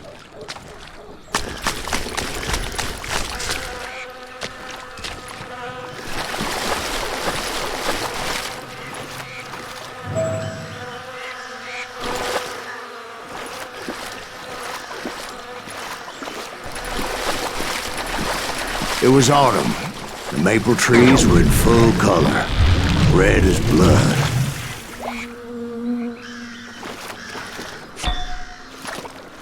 The rains that year were torrential, so the whole area was flooded. The vigilantes had spread out wide, and pretty soon I couldn't see anybody.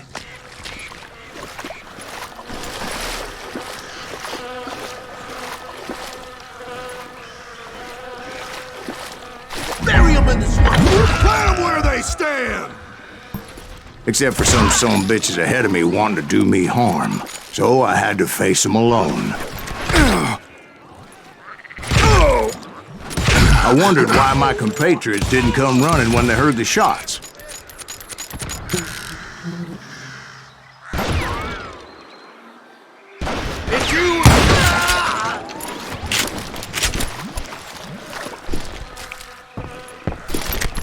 So did you find the Daltons? Not yet.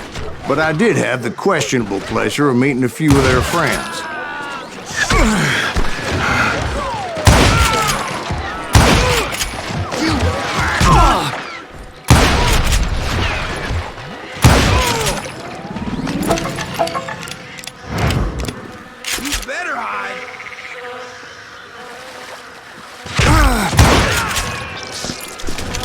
The boys had established quite a reputation by that time, so they attracted all manner of riffraff to their cause.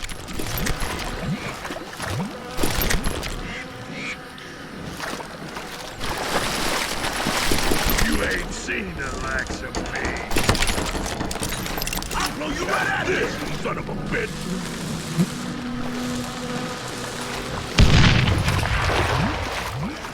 Put a bullet in it.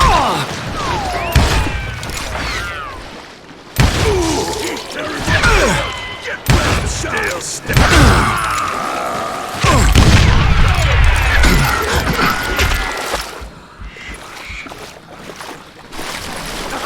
Ain't no thing to hide from me. We're losing too much men. Ready to meet your maker.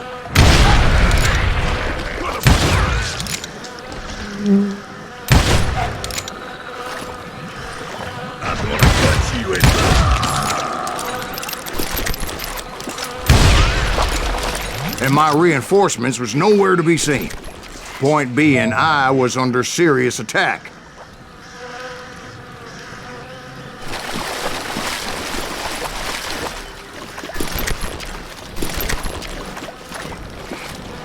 Bury him in the swamp!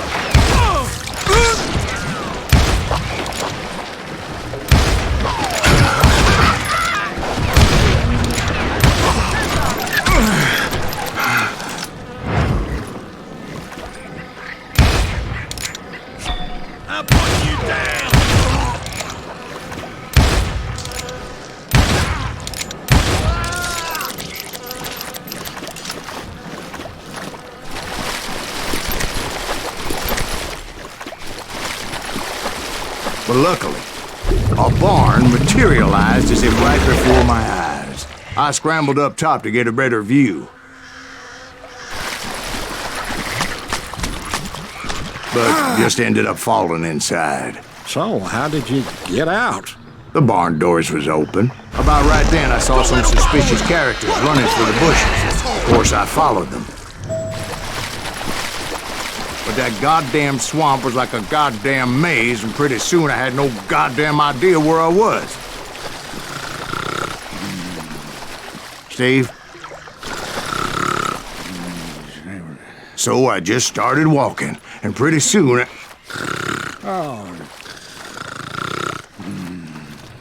Steve? Steve? Huh? Oh, no, I'm listening. Indians surrounded me from all sides.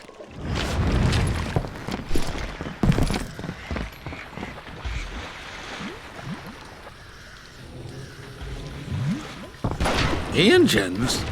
They were Indians? No. I just wanted to make sure Steve was paying attention. Now, where was I? You were following the Daltons through a swamp? That's right. See, Steve? Dwight's paying attention.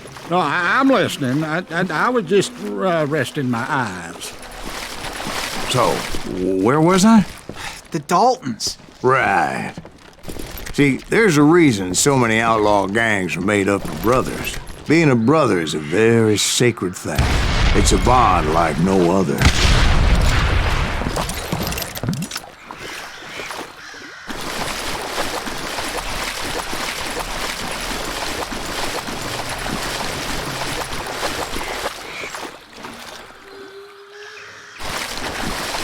Bounty hunters! Stop that, son of a bitch!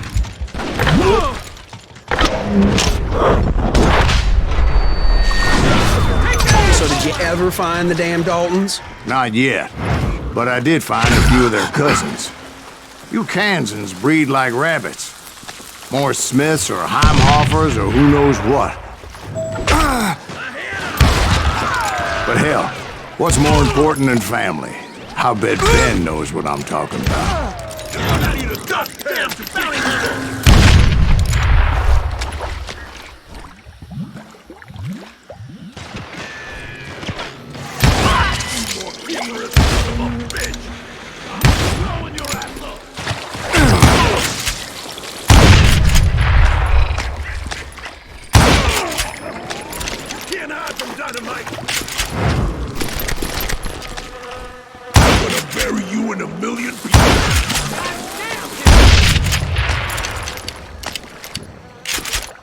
Somebody kill that sumbitch!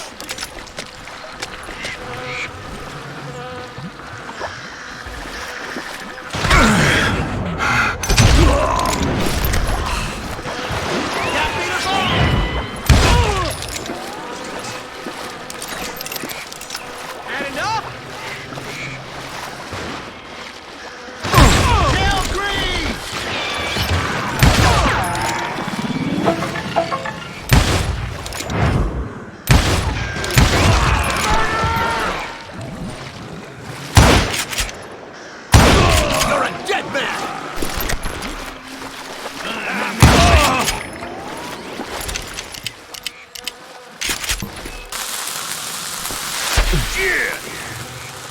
You can't hit me!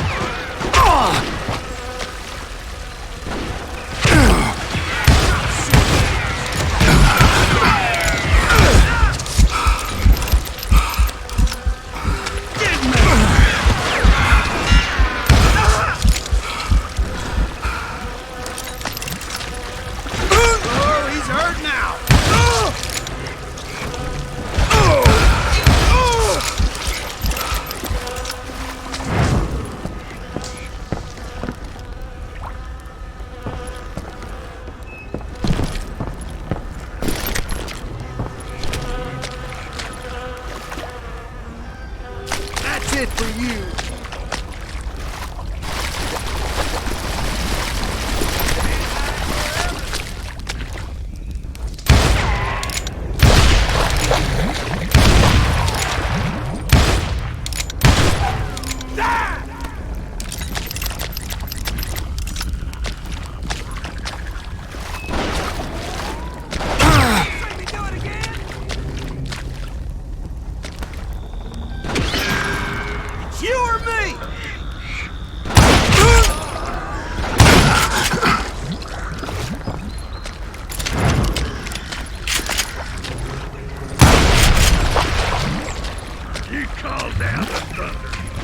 I knew those Dalton boys were out there somewhere, standing together against anyone who would threaten them.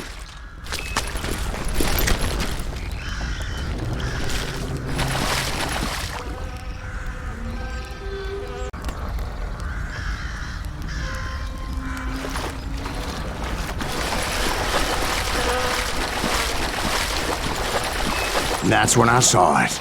A goddamn steamboat. A steamboat? In a swamp? Yeah, Steve, but this wasn't much more than a wreck, really. But how'd a damn steamboat end up in the swamps? Guess it floated off during the flood of '89. Now, was it a stern wheeler or a side wheeler? What? Does that really make a difference, Steve? It was a steamboat with a goddamn army on board. It's come raining down from on high, and those vigilantes who accompanied me weren't anywhere to be found. But among those men that were shooting at me, I thought I saw some familiar faces.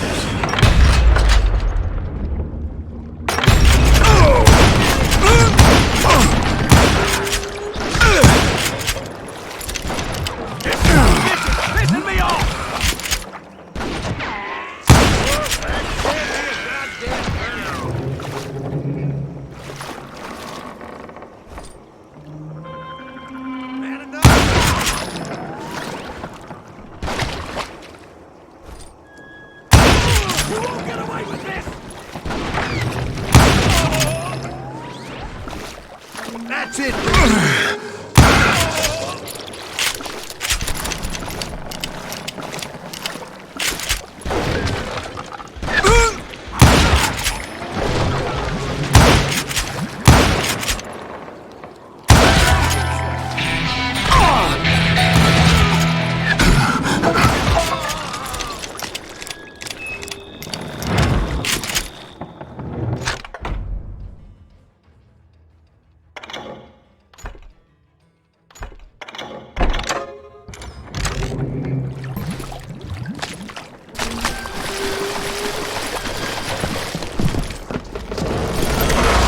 Somewhere up there, the Daltons were waiting on me.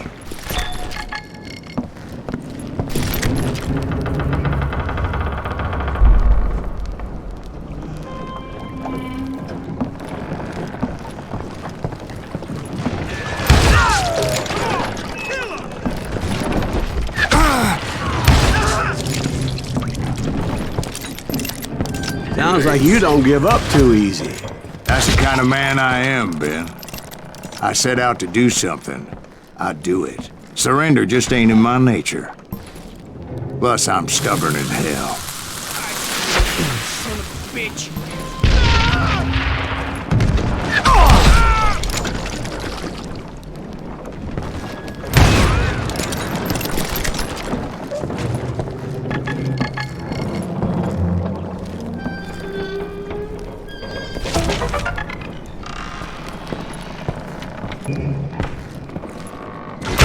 Yeah, you know you can't beat me.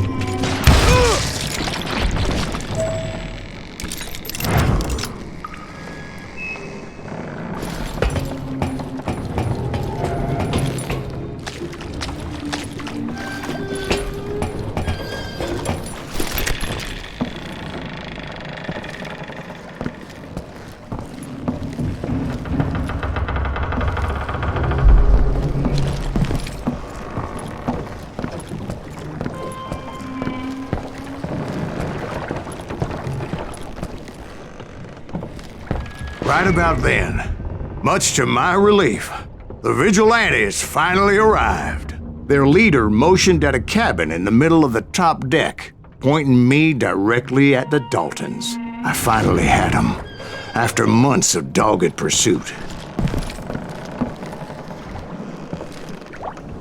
It turned out that they had me. Take him out! I'm sending you to hell!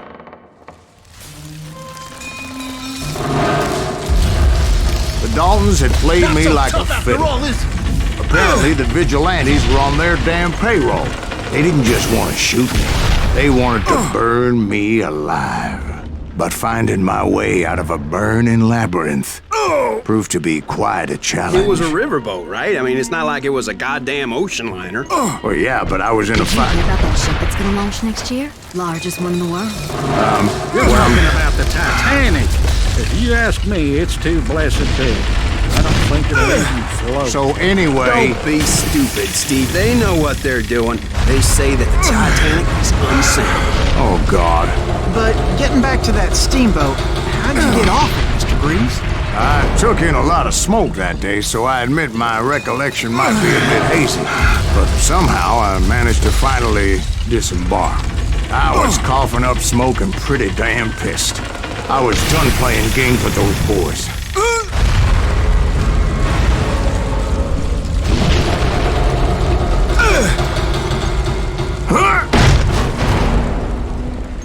It was time to settle this once and for all.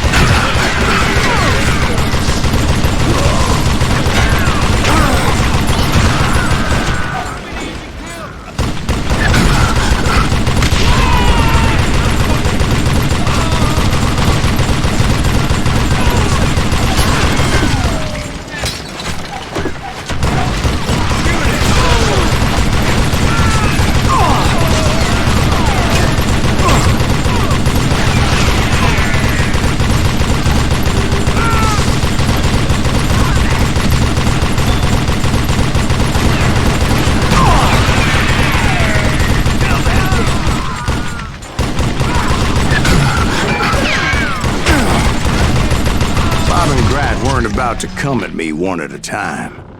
They were in this together. Two brothers side by side.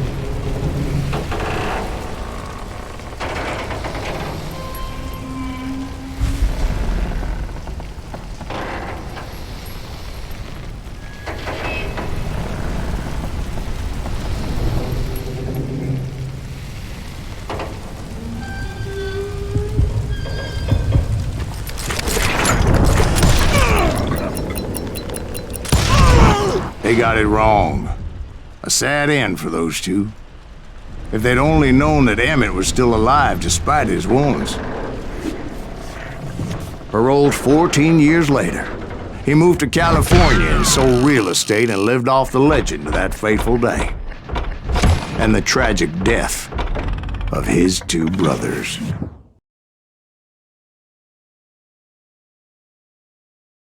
My own brothers died tragically as well, truth be told.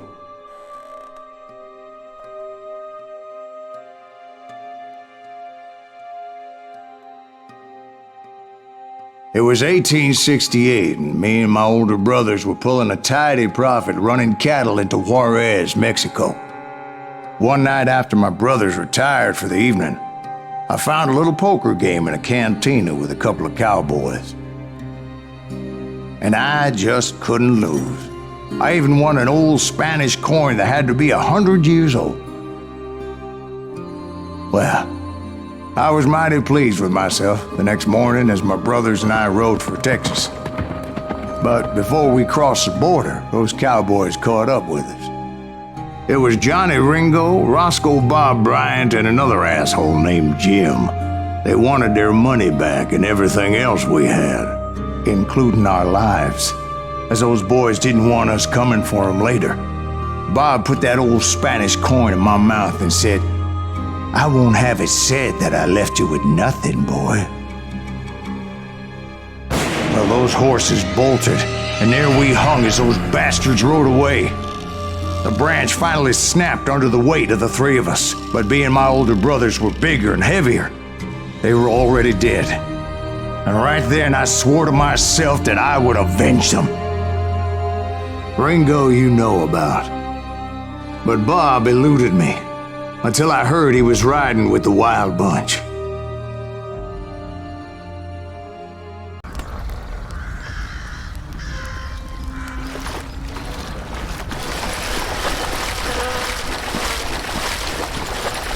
And that's when I saw it.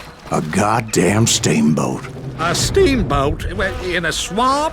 Yeah, Steve, but this wasn't much more than a wreck, really. But how'd a damn steamboat end up in the swamps? Guess it floated off during the flood of '89. Now, was it a stern-wheeler or a side-wheeler? What? Does that really make a difference, Steve? It was a steamboat with a goddamn army on board. It's come raining down from on high, and those vigilantes who accompanied me weren't anywhere to be found. But among those men that were shooting at me, I thought I saw some familiar faces.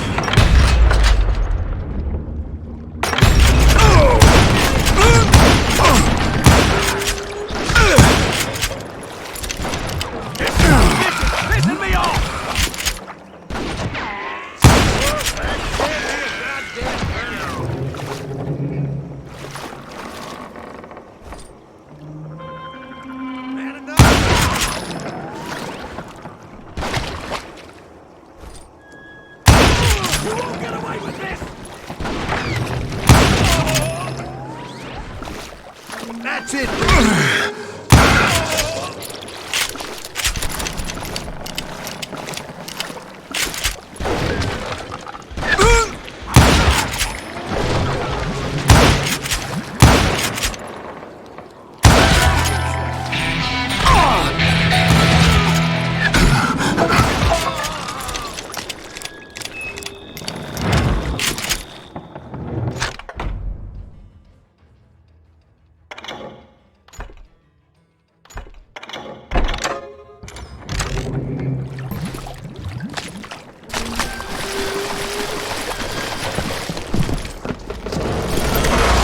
Somewhere up there, the Daltons were waiting on me.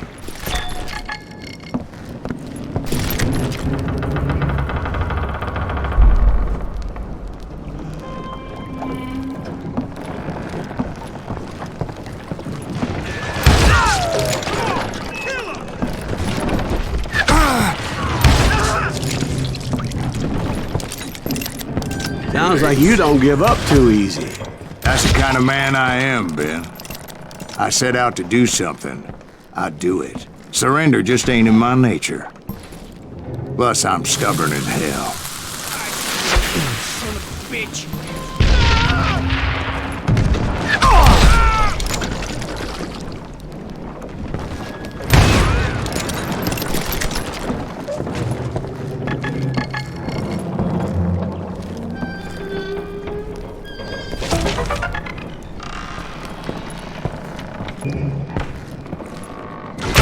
Yeah, you know you can't beat me.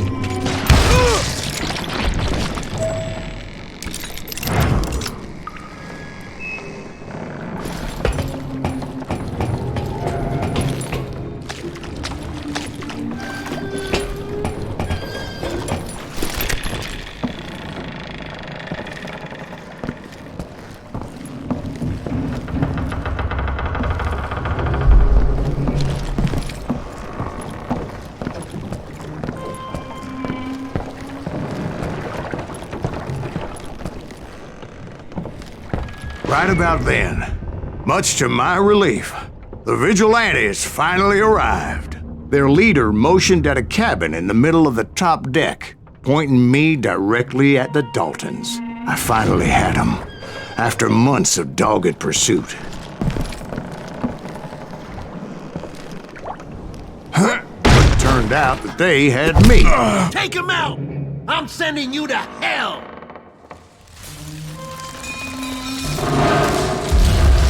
The Daltons had played me like a fiddle. Apparently, the vigilantes were on their damn payroll. They didn't just want to shoot me. They wanted to burn me alive. But finding my way out of a burning labyrinth proved to be quite a challenge. It was a riverboat, right? I mean, it's not like it was a goddamn ocean liner. Well, yeah, but I was in a fight. Did you hear about that ship that's gonna launch next year? Largest one in the world. You're talking about the Titanic. If you ask me, it's too blessed big. I don't think it'll even float. So anyway... Don't be stupid, Steve. They know what they're doing. They say that the Titanic is unsank. Oh, God. But getting back to that steamboat, how'd you get off it, Mr. Greaves? I took in a lot of smoke that day, so I admit my recollection might be a bit hazy. But somehow I managed to finally disembark. I was coughing up smoke and pretty damn pissed. I was done playing games with those boys.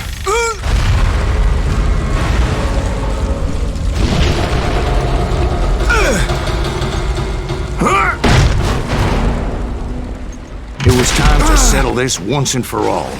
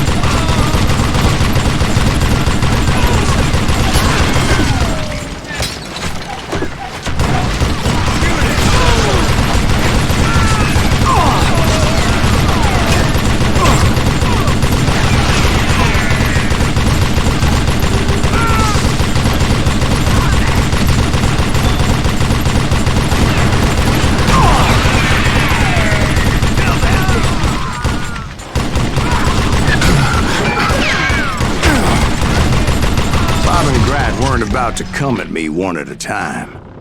They were in this together. Two brothers side by side.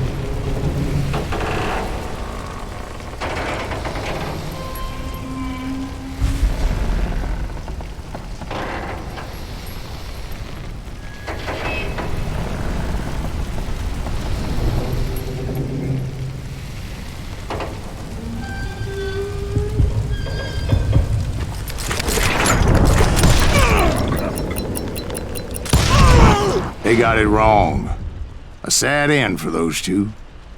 If they'd only known that Emmett was still alive despite his wounds. Paroled 14 years later. He moved to California and sold real estate and lived off the legend of that fateful day. And the tragic death of his two brothers.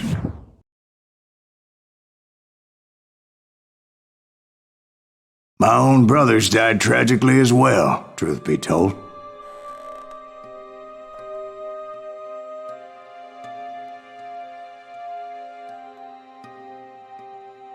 It was 1868, and me and my older brothers were pulling a tidy profit running cattle into Juarez, Mexico. One night after my brothers retired for the evening, I found a little poker game in a cantina with a couple of cowboys. And I just couldn't lose. I even won an old Spanish coin that had to be 100 years old. Well, I was mighty pleased with myself the next morning as my brothers and I rode for Texas. But before we crossed the border, those cowboys caught up with us. It was Johnny Ringo, Roscoe Bob Bryant, and another asshole named Jim. They wanted their money back and everything else we had, including our lives, as those boys didn't want us coming for them later. Bob put that old Spanish coin in my mouth and said, "I won't have it said that I left you with nothing, boy." Well, those horses bolted, and there we hung as those bastards rode away. The branch finally snapped under the weight of the three of us, but being my older brothers were bigger and heavier, they were already dead. And right then I swore to myself that I would avenge them. Ringo you know about. But Bob eluded me, until I heard he was riding with the Wild Bunch. I'd been on their trail for months, ever since they left their hideout in the Bighorn Mountains. Led by Butch Cassidy, they were a loose association of outlaws who robbed banks and trains from Colorado to Montana. Among them was the Sundance Kid, and that murderous hombre I was tracking, Roscoe Bob Bryant. Were you a part of that giant Pinkerton posse after the Wild Bunch? No, boy. A circus like that would have slowed me down. Besides, I wanted Bryant all to myself. I'd heard about a large shipment of gold being transported to Wilcox, Wyoming on the Overland Flyer. They blew the bridge with the intention of forcing the train to stop. Well, I assumed the Wild Bunch was likely in the still intact part of the train high above, so I had no choice but to make my way up through the passenger cars dangling down. I was determined to make that sumbitch Bob pay for what he did to my brothers.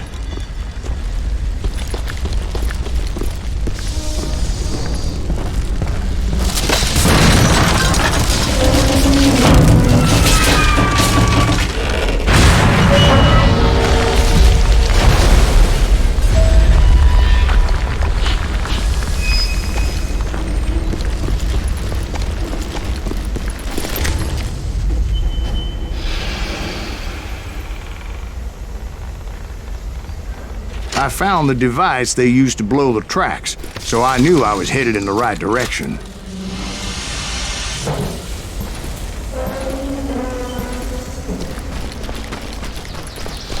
My ears are still ringing from blowing up that bridge. What'd you say? I can't hear a goddamn thing.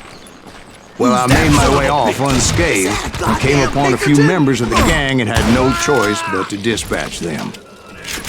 From there, I had to negotiate an even more precarious route.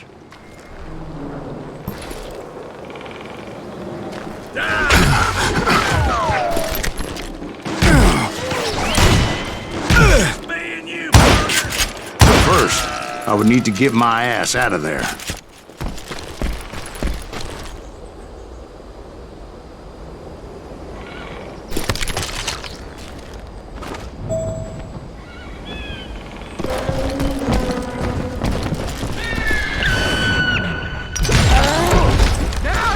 Jumped from the frying pan into the fire as the train was clearly fixing to fall.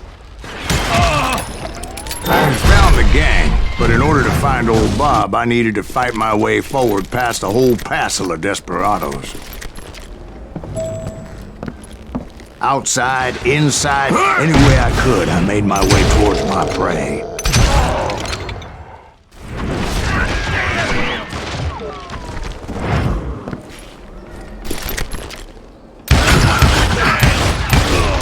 Well, what about the passengers? It was mostly a freight train, as I recall. There were no passengers aboard that day.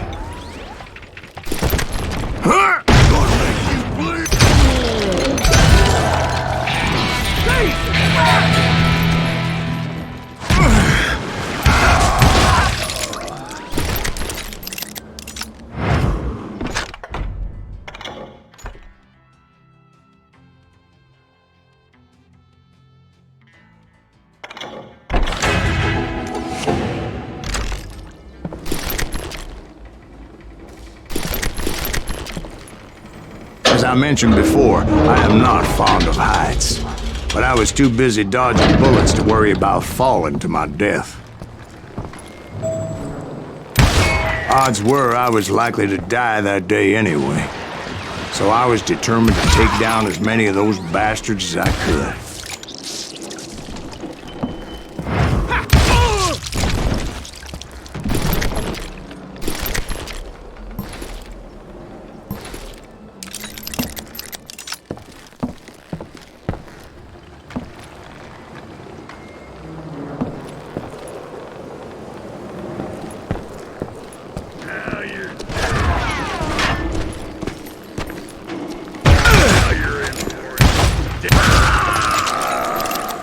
Times it was like shooting ducks in a shooting gallery. The only difference is these damn ducks shot back.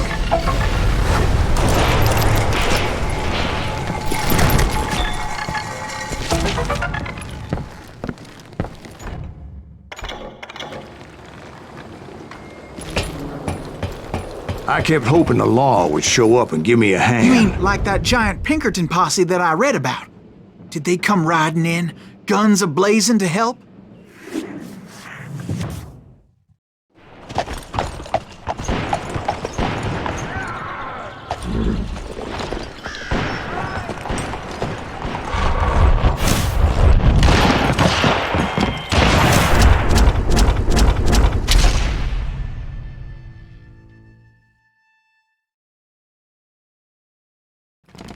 Help? From the Pinkertons? No, son. I had to fight the wild bunch all by my lonesome, as usual. Who the hell is that? He's out of his mind! Retreat! Retreat! You murderer!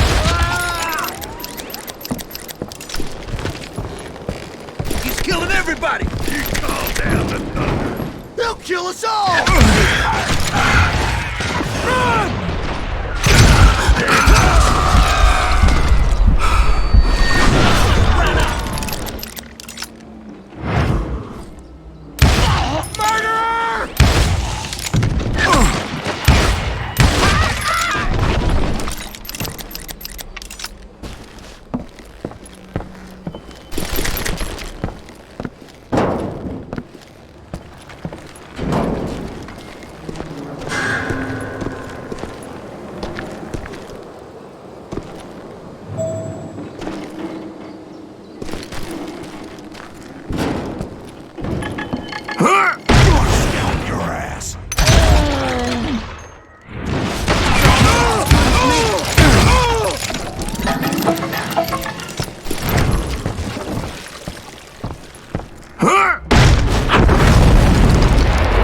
Guess is those dime novels didn't portray this as it happened, did they? Only a few stragglers were left, and I had to cut them down pronto if I was going to stay on old Bob's trail.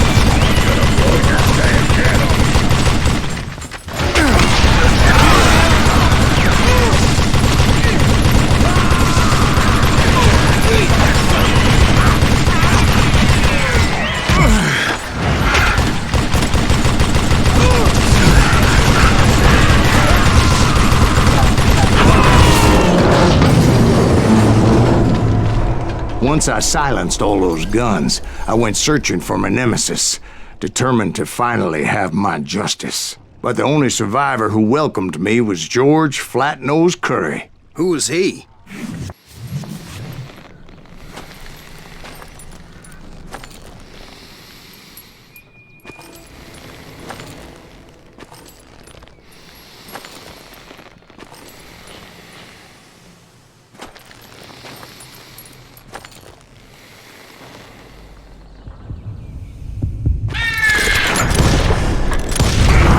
On that very same day, Butch Cassidy and the Sundance Kid decided to leave the Wild Bunch behind and decamped for South America.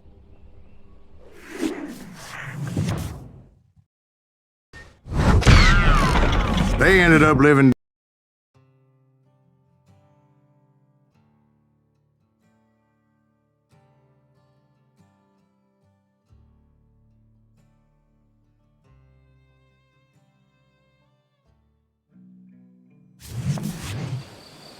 I tried to find Bob Bryant, but it was as if he'd disappeared. Sometime later, I heard the Wild Bunch was back together. Kid Curry escaped from jail, and now he was running the whole shebang. So I took to their trail, because I was still in pursuit of my brother's killer and hoped that he was back with them.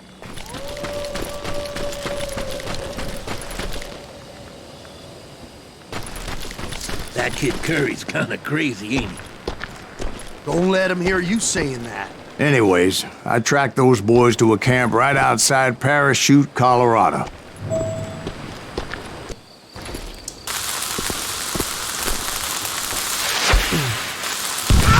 Who's shooting at me? We're under fire!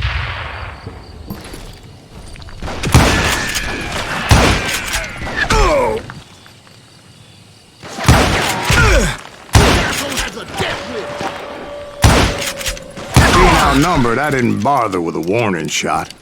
I just started taking those bastards down.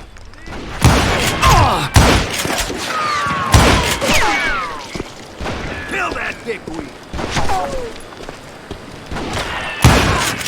You won't get away with this!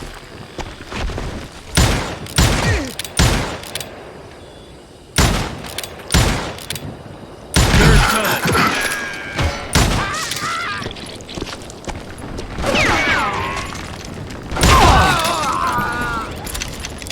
Old Bob wasn't among them, and neither was Kid Curry. I could sense him close by, however, plotting something nasty. I just needed a clue as to their whereabouts.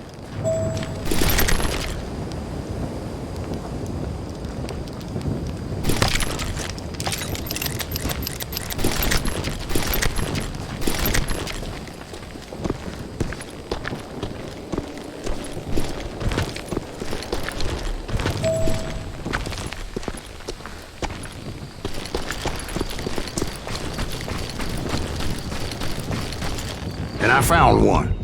A map with their bold plan clearly marked. This time they were fixing to blow up a train trestle. Property of the Union Pacific.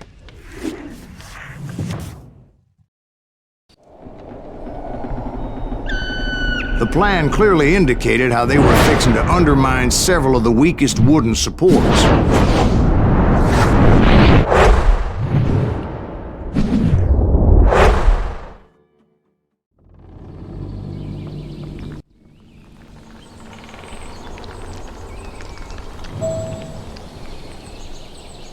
Kid Curry was considered the wildest of the Wild Bunch. It was said that he fathered 85 bastard children, though some say it was only 5.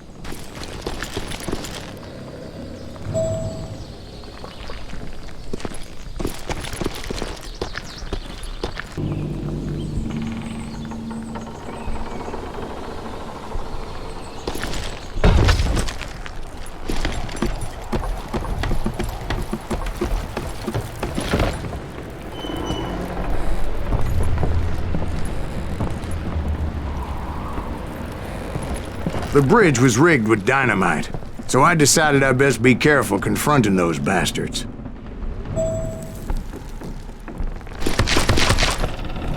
And I made it a point to remove any dynamite that I came across. A moment later, I saw a ladder that somehow had escaped my attention. Up now. Don't worry, I know what I'm doing.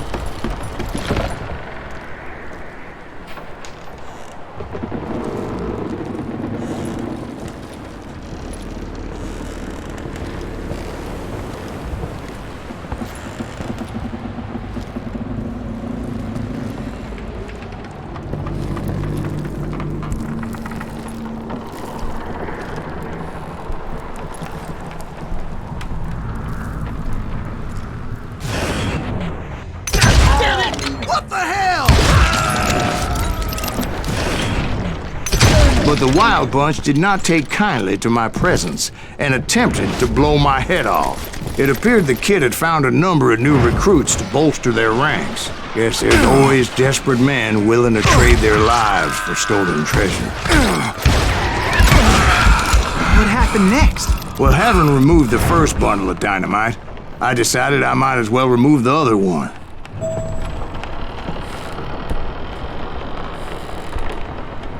Once that was done, I figured I'd find my way from there.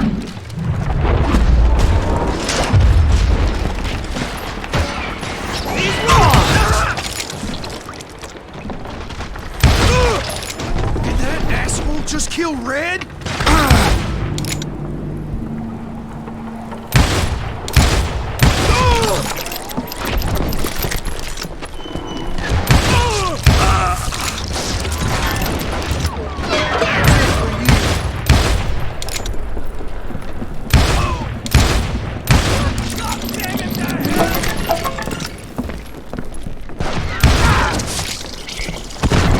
He's crazier than a cat in a room full of rocking chairs.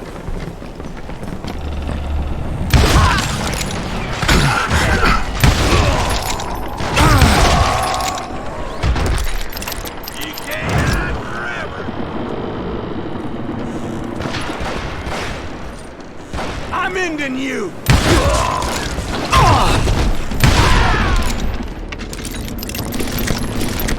Ready to hurt you bad. I'm gonna blow your damn head off.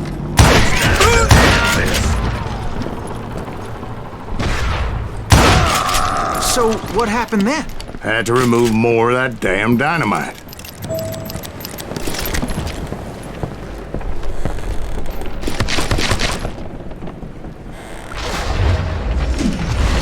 It must have been terrifying trying to make your way across.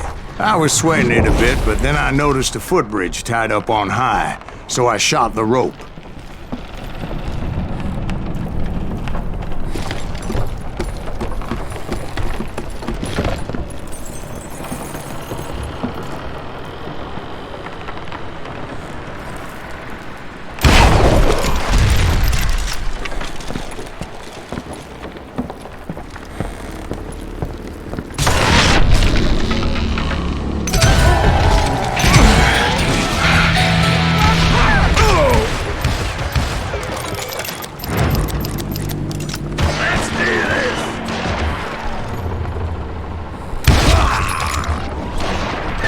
Putting you down.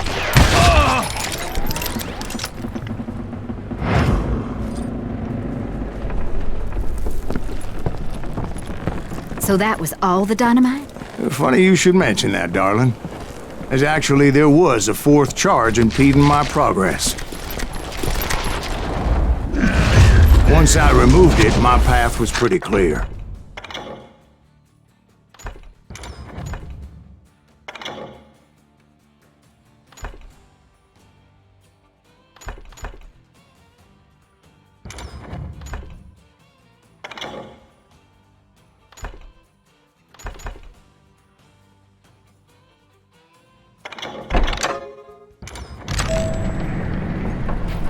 Death is coming through. I'm still standing.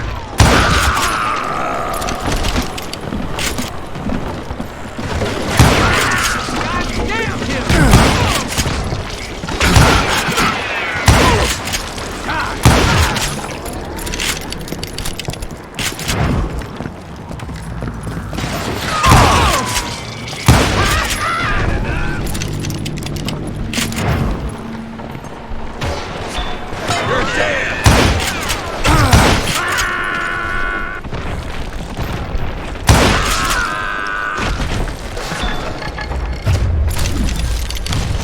So I proceeded onward. I realized that that way just wasn't gonna work. I needed an alternate path forward.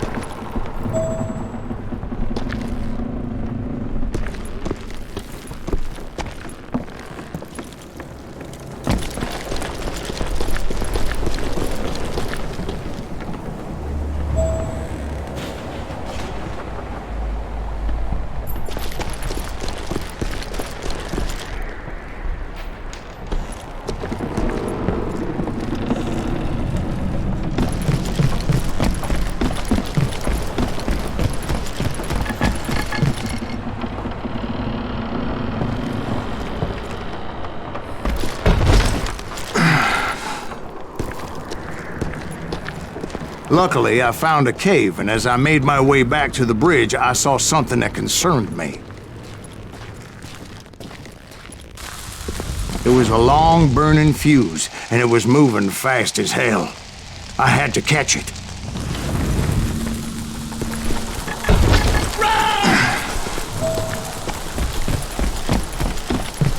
The burning fuse was so damn quick, I had to run like the wind. I almost had it, but no! Thought I was gonna have a coronary when I lost sight of those sparks. My heart was pounding like a sledgehammer. I knew that failure meant boom! Then, finally, at the last moment.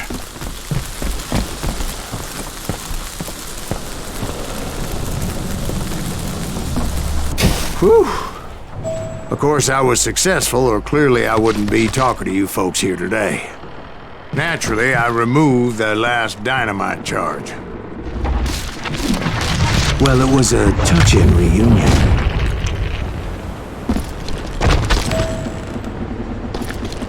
But by this time, I was thoroughly exhausted and dragging my ass as I was not a young man anymore.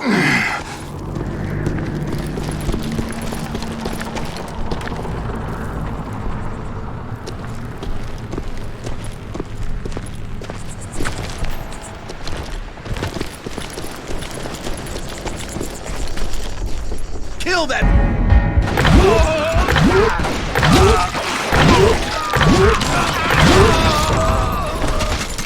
Who the hell is that stuff?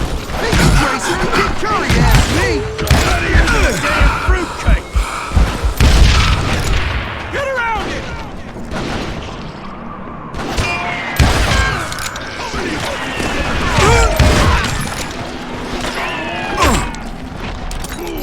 Just kill him!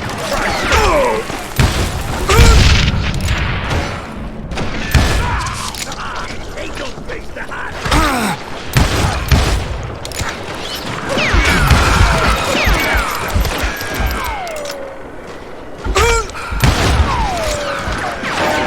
Kill that cocksucker!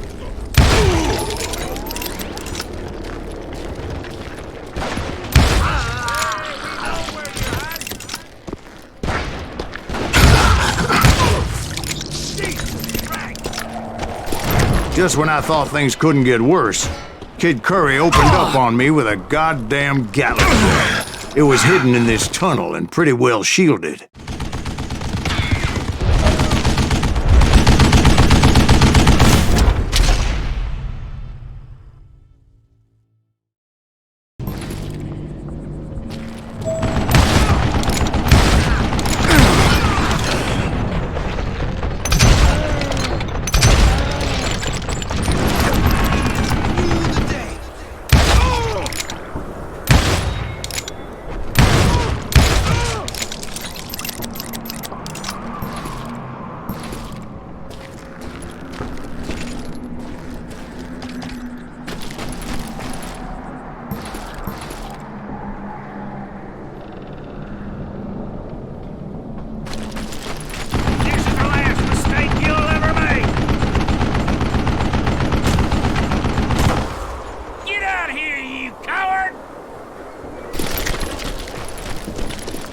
Luckily, I had located some dynamite.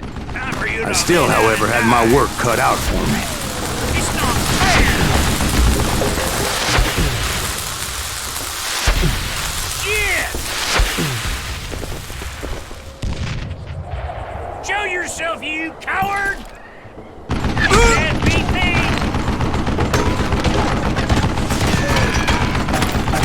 Come on, come on, come on! Do you know who I am? Damn!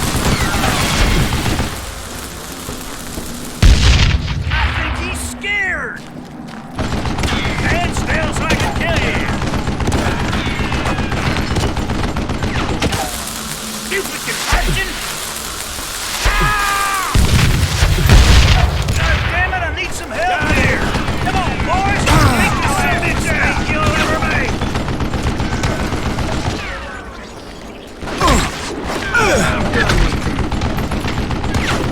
Time for you to lay down and die! He's done!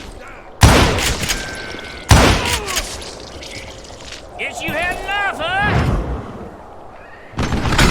You can't beat me! Hold him off while I reload! Are you kidding me? Do you know who I am? Damn! That's enough! Stand still so I can kill you, you fat bastard! Eventually, I brought that tunnel down. And that's when I met Kid Curry himself. He had decided to stop pussyfooting around and deal with me personally. Gonna cut you a new...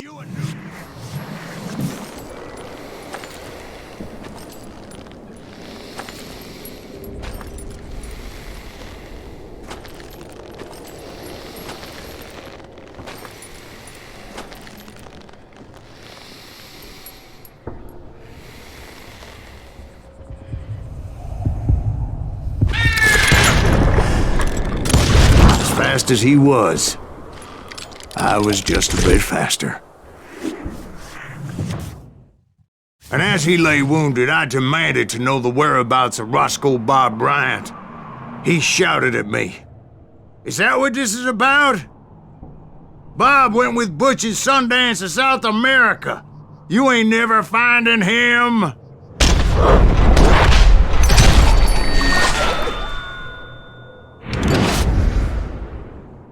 Those were his last words.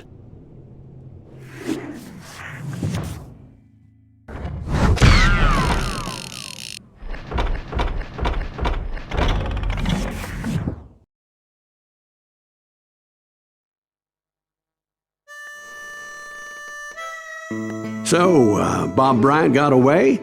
I knew I'd never find him in South America. What about the other killer? Yeah, you kinda glossed over that one. Well, I found Jim not long after my showdown with Ringo. At the time, he was riding with the James Younger gang. Did I neglect to mention that?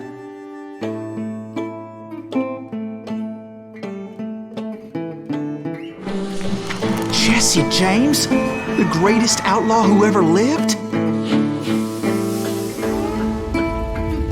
Jesse and his kin rode with Quantrill when he raided Lawrence, Kansas, and killed near 200 people, boy. Nothing great about that. And from there, him and his brother went on to rob banks and trains from Kansas to Missouri. Which is why there was such a rich bounty on their heads. 40 grand for both of them, dead or alive. That's one hell of a payday.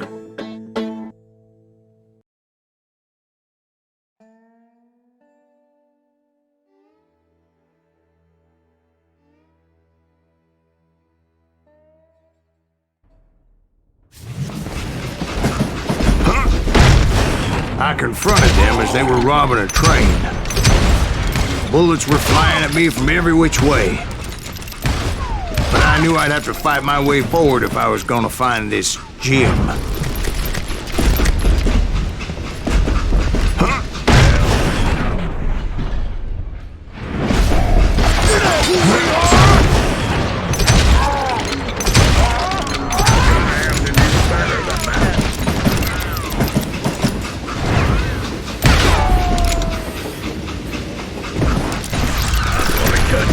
too.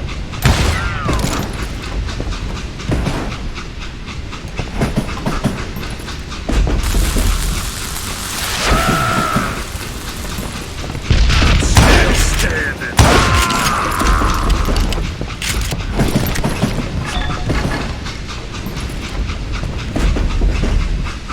I really murdered son of a bitch.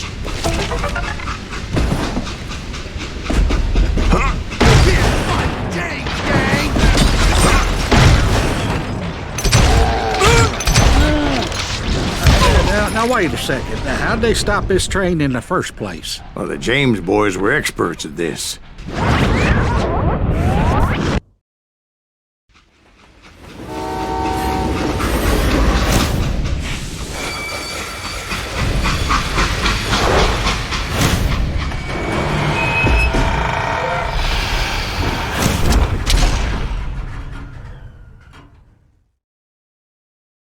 They hopped a freight train having heard there was a big payroll in the express safe. So, I hopped the same train.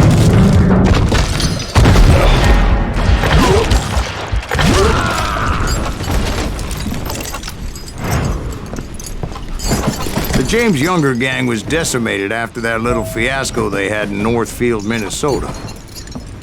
So Jesse needed more men and took on the killer I was after, along with a host of others.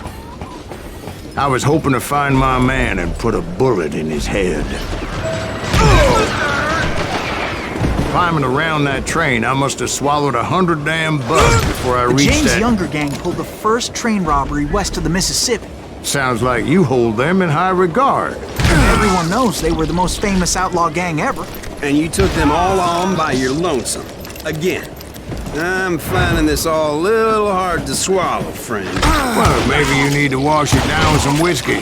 By the way, did I mention that train was flying down those tracks like a bat out of hell?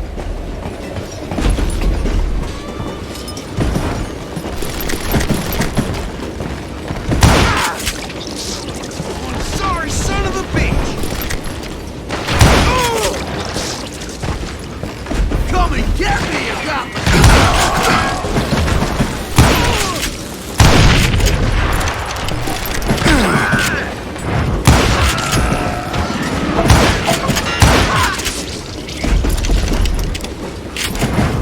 Death is coming for you. Not gonna hurt you bad.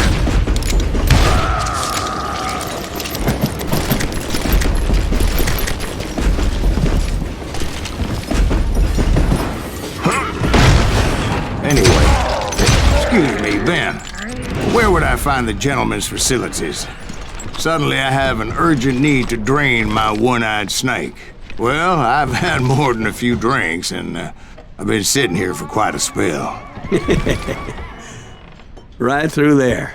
Let me show you.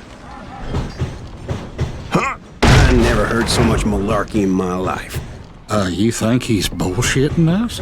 You don't think he's Silas Greaves? I think he's just some old drunk looking for some free liquor.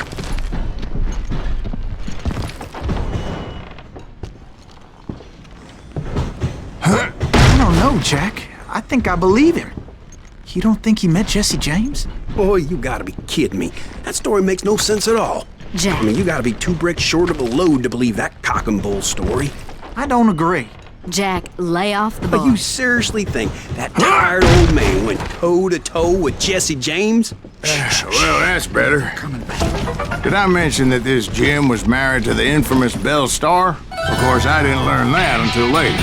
Anyway, I made my way forward the best I could. Around the sides, over the roof.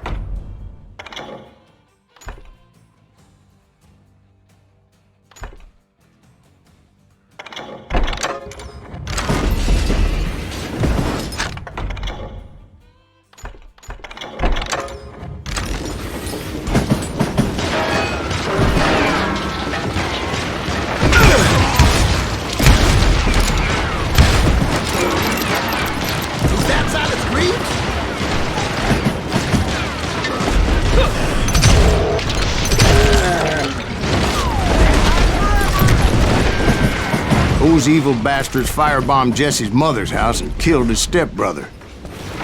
So it's no wonder each and every asshole on that train wanted me dead. Everybody's always mistaking you for somebody else, aren't they? Why is that, I wonder? Don't rightly know, Jack. I'm just telling you how I remember. Show yourself! I bet you are.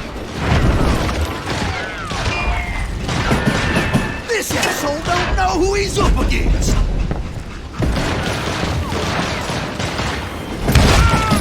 Now you're really pissing me off!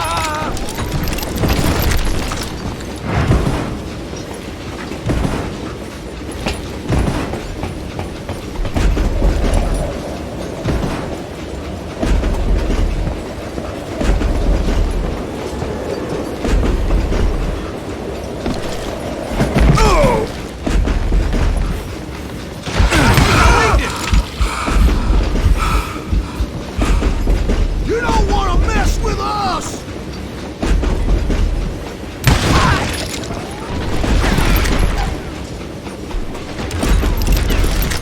Kill that business! I came across a flat car piled high with logs and had to come up with a creative way to make my way forward.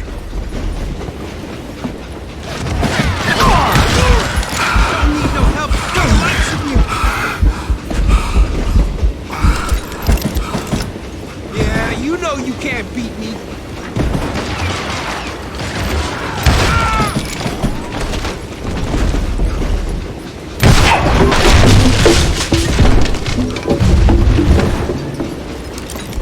I wondered if I was ever...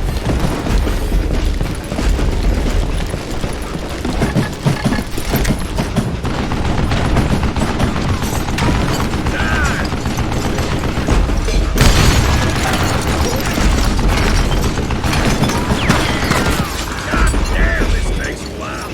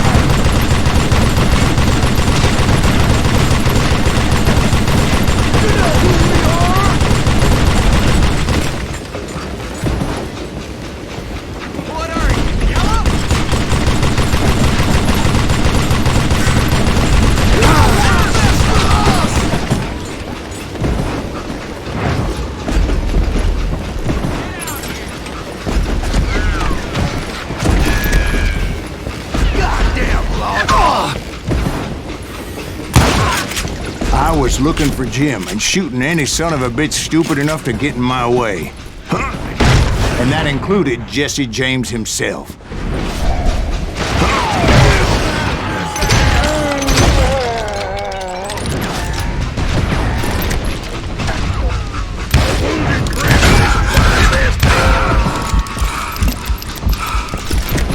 I'm gonna blow your damn head. There sure were a lot of men determined to die that day.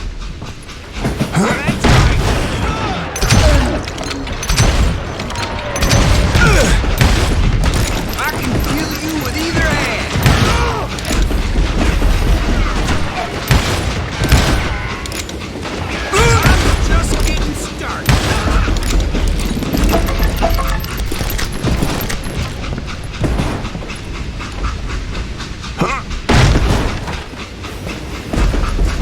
It was then that Jesse detached the express car from the rest of the damn train. I could see Jesse waiting for me, fixing to kill me so he could get away with all that money.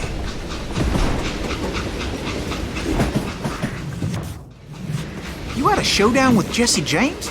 Of course he didn't. Everybody knows that Jesse was killed by Bob Ford. Yeah, Jesse went out like John Wesley Hardin. Coward shot him in the back of the head. Guess it doesn't matter how far you run, does it, Ben? Your past always catches up with you.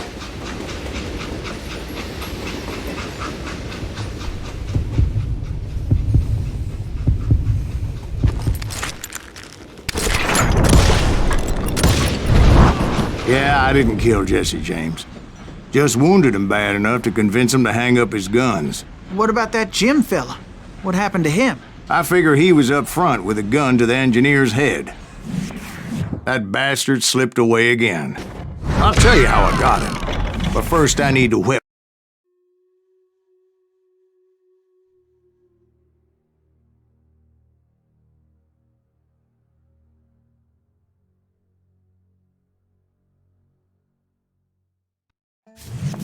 After my showdown with Jesse, I continued to track his brother, Frank, and that sumbitch Jim. I followed those bastards into the high mountains as they were going to ground. What mountains would that be? Somewhere in the Ozarks, I believe. A perfect place to hide out from the authorities. In fact, before I could find them, some Indians who fled the res and were hiding out from the military found me first. They probably thought I was a cavalry scout and didn't want me telling the military.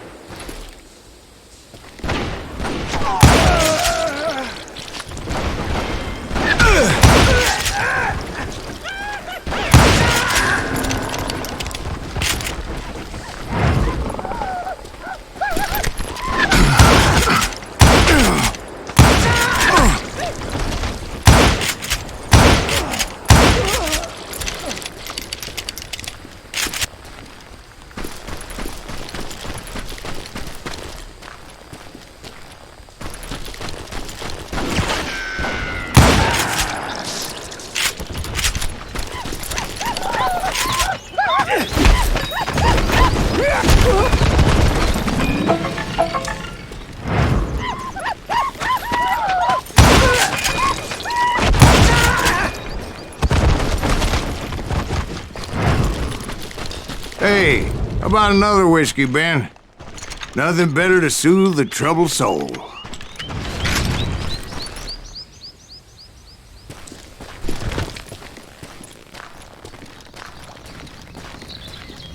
Now, where was I? Indians, right. I had more than my share of run-ins with the Red Man. Like that time... Did I tell you about Grey Wolf? Yes, sir. You did. Ah, of course I did. In fact, I could still remember that old medicine man's words to me. Jesus Christ, we're back to that again. You carry great darkness in your heart. It will claim your soul. You will come to this place again and kill many more men.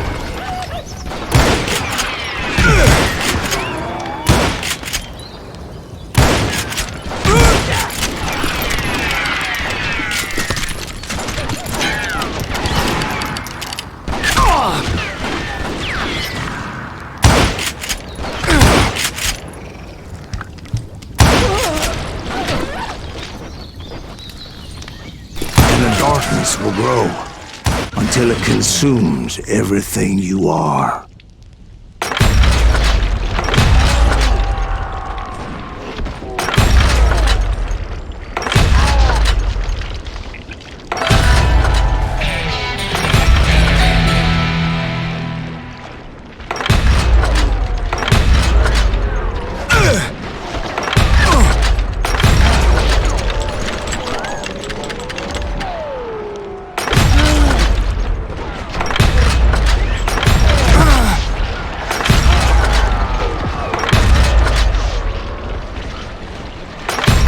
So, did you ever find him? Who? The man you are after. Let me ask you something, Ben.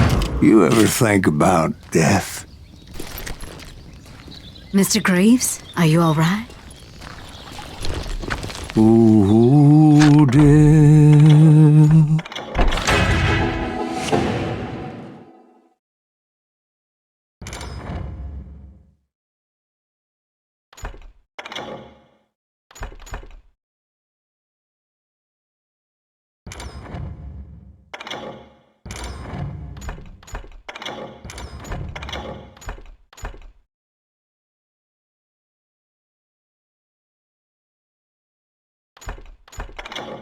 Oh, death,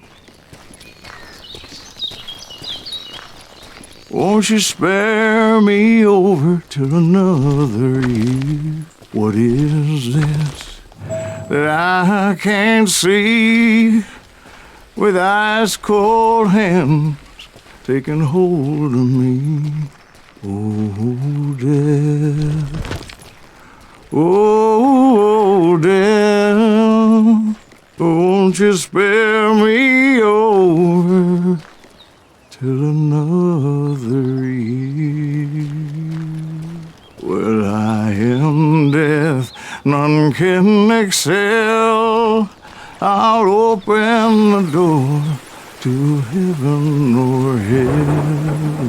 Oh, death, someone would pray, could you wait to call me another day? Oh, death, oh, death, won't you spare me over till another year? So, are you gonna answer the question? What question is that? Jim Reed. Did you ever find him? Reed was indeed that son-bitch's surname. That's right, Ben. A despicable character. I remember him laughing like a hyena that cold morning they lynched me and my brothers. He was intent on avoiding my vengeance, but nothing was gonna stop me. Nothing.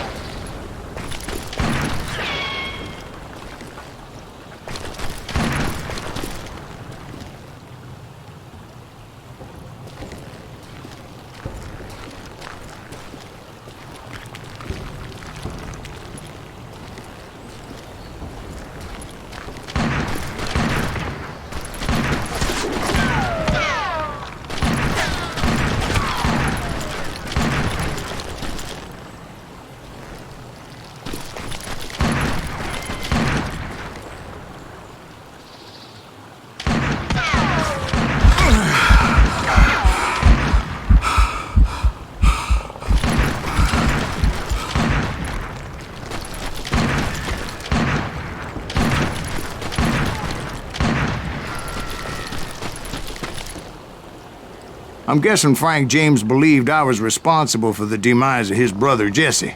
I couldn't really disagree with the man, as I thought Jesse was dead then as well.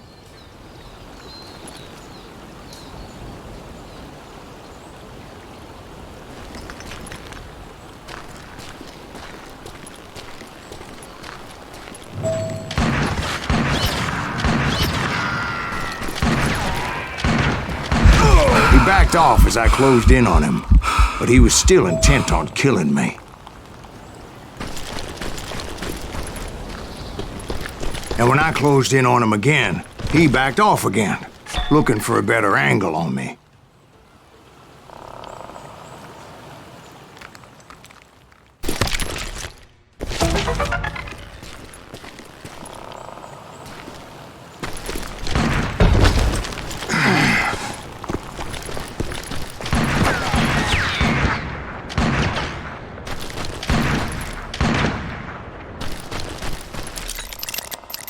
Come out from behind there!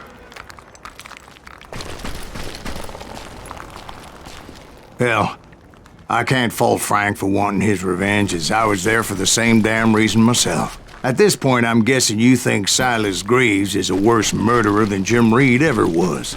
No, sir. A man who spent half his life killing somebody's brothers, fathers, sons. I think you were just looking for justice, sir. Is that what I was looking for, Dwight? Is that what it was? Justice?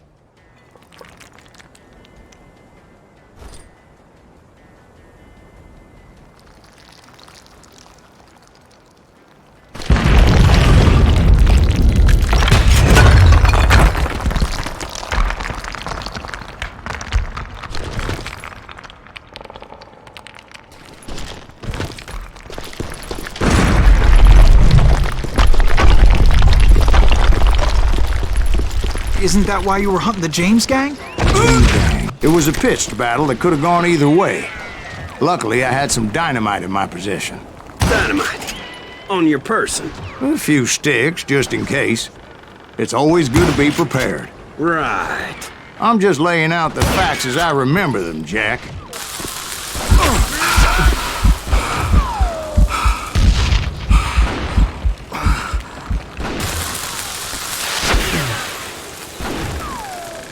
That son of a bitch! Gonna cut you a new smile. Oh, you morons are slow as molasses! Gonna gut you like a fish! Oh! This ain't hide and seek!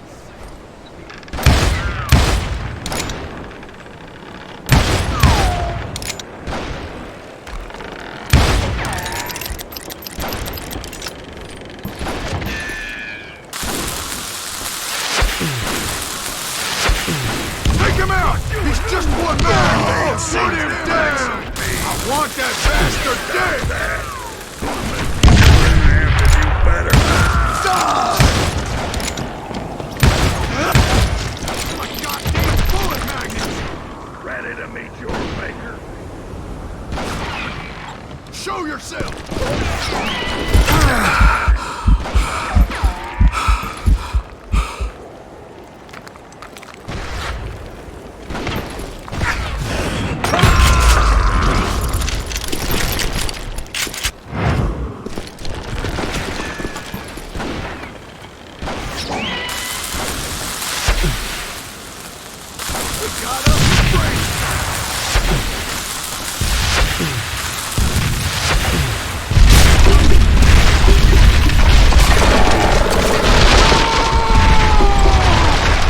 Shack? Well, it went tumbling right off that cliff. With Frank James still in it? Yes, sir. But Frank James is still alive, living in Missouri, showing folks around the family farm for 25 cents a tour.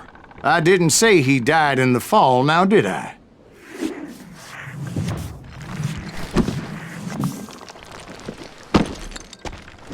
I'm done with this damnable outlaw life!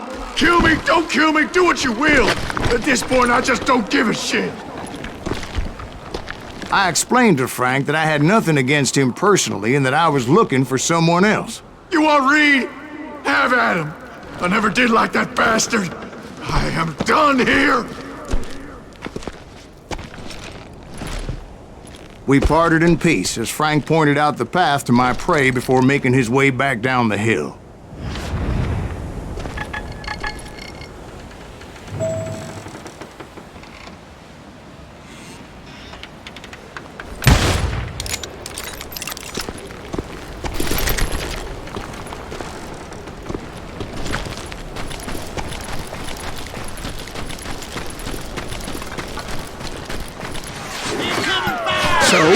happened with Reed? Well, I finally found the last of the gang hiding in a nearby cave.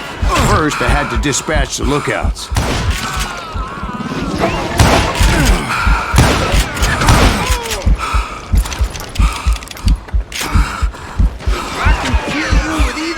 I was determined not to let that murderer escape my revenge again.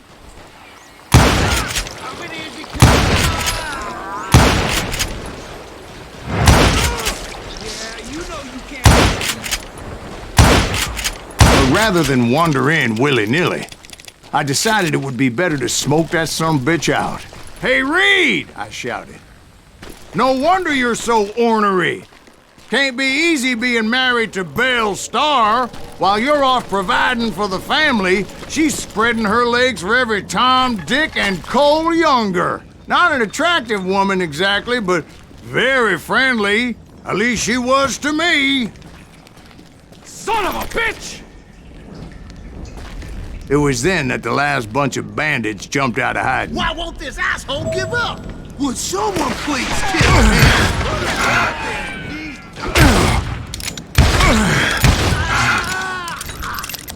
Aim if you're gonna fire!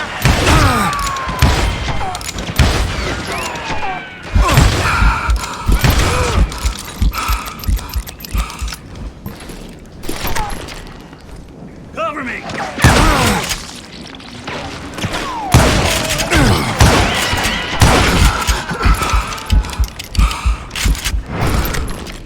You have to do everything?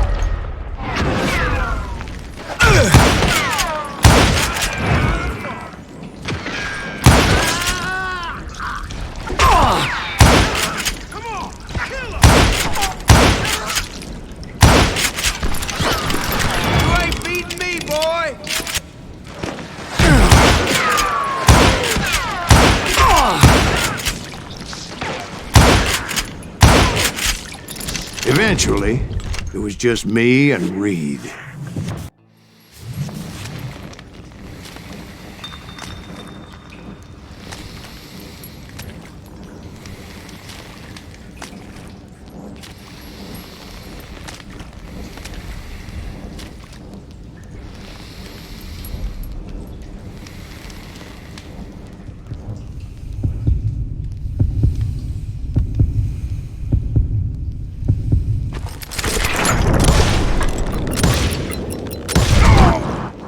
And repay him I did.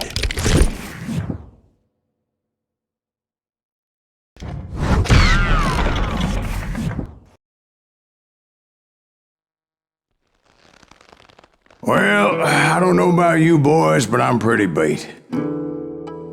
Well, it's too damn bad you never found that Bob character. Seems a shame he never had to pay. Well, funny thing about that, I did have one more chance at him.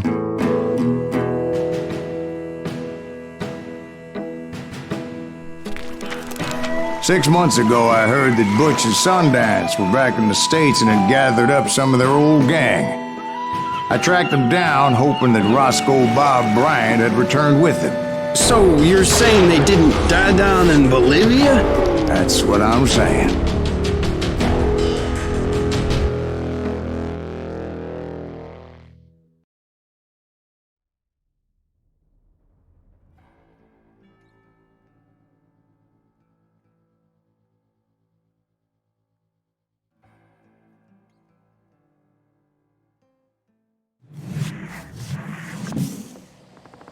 For 40 years I had waited to get my hands on the last of my brother's killers. Not even an army of demons could have stopped me now.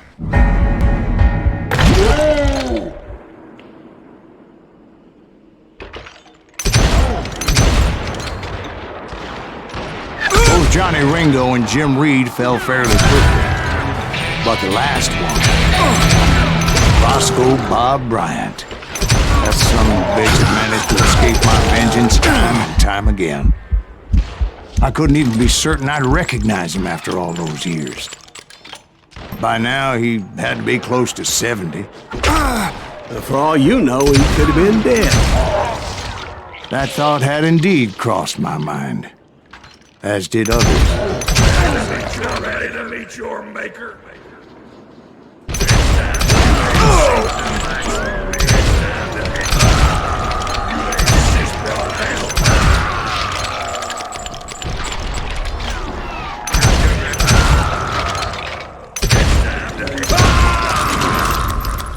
For instance, did my thirst for vengeance turn me into something worse than the man I was after? By this point in my storied career, I had killed more men than Bob Bryant ever had.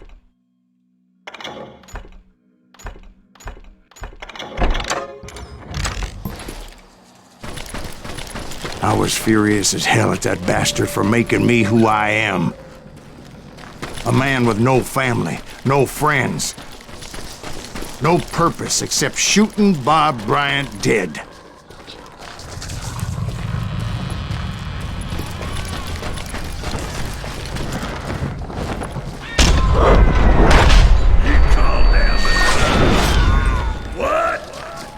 Nothing could stop me from taking his life.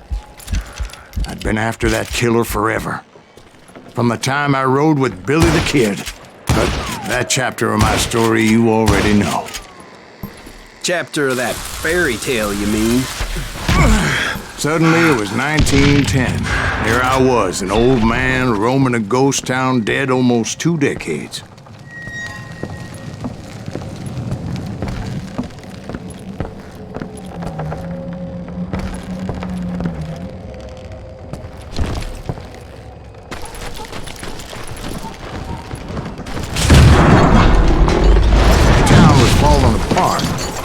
Just like me.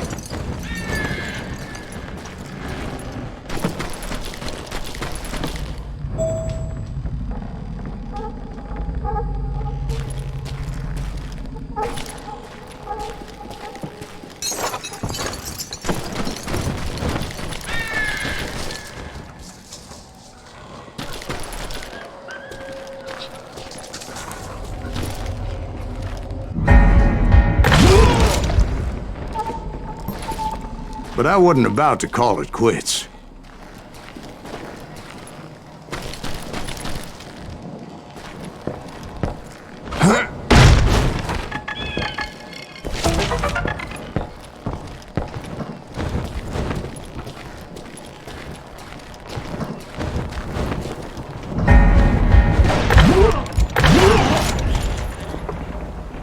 Even though the ghosts of my dead brothers were begging me to end what I started so long ago. Mr. Graves, are you all right? Would you like some water? The Wild Bunch knew I was there. They were after a treasure they had hidden before they fled, buried in the grave of a dead amigo. Some folks think the town is haunted, so they figured there wouldn't be many people poking around. I intended to fill that grave with Bob Bryant's corpse. But like I said, the bandits knew I was on to them. They lured me in and hit me with everything they had.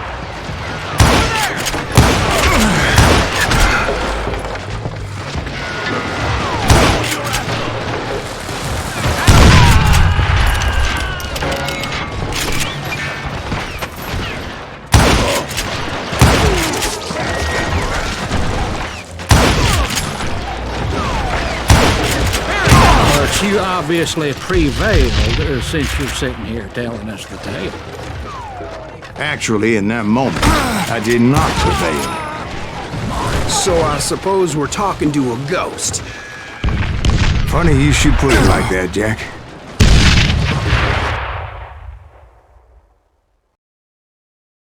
Because when I woke up... From the dead? There was silence all around me. I could swear to God I saw Billy then. Billy who? Billy, the kid. William Bonney.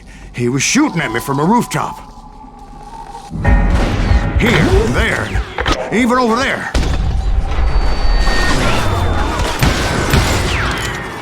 So I am right. You are touched in the head. Mr. Greaves, perhaps we should switch you to coffee? You see that old Indian again, too? No, but I did see Billy's killer. Patrick Floyd Garrett. He came at me guns a-blazing. But I knew that old war horse had died 2 years before. I wondered if maybe I was dead too and confronting the ghosts of my past. Perhaps all my sins were coming back to haunt me and drag me down to perdition.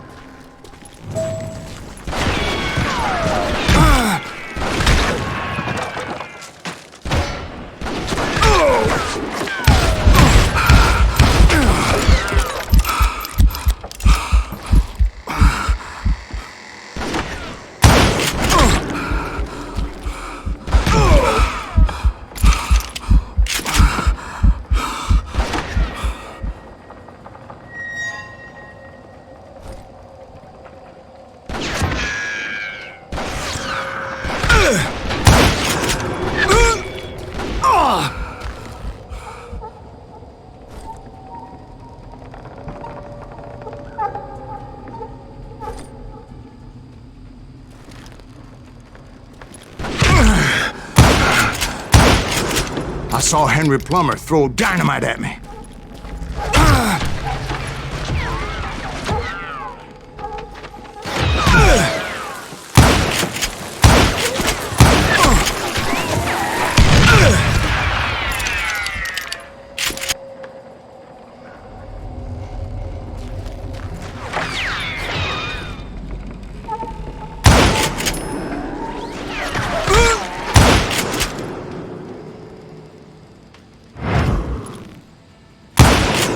And in the gates of the cemetery, I saw John Wesley Hardin, just like I remembered him.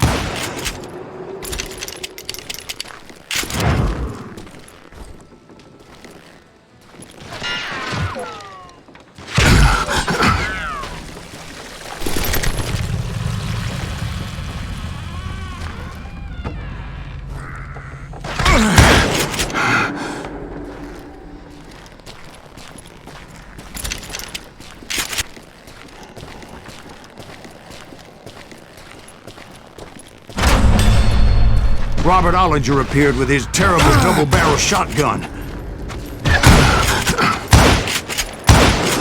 But no ghost army was stopping me. My father-in-law got hit with a fallen branch. He spent the rest of his life talking to dogs. Newman Hayes Clanton, William Brocious, John Peters Ringo, they all wanted me dead.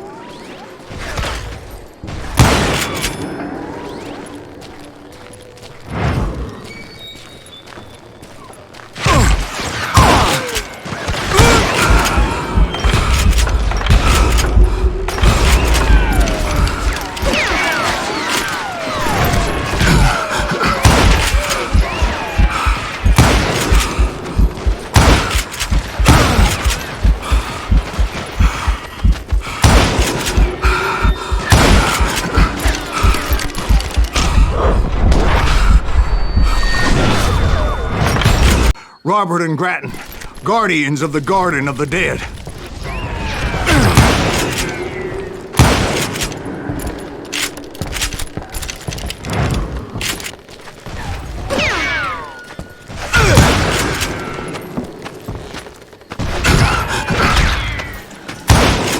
George Curry and Harvey Logan, alias Kid Curry, both thirsty for vengeance from the great beyond.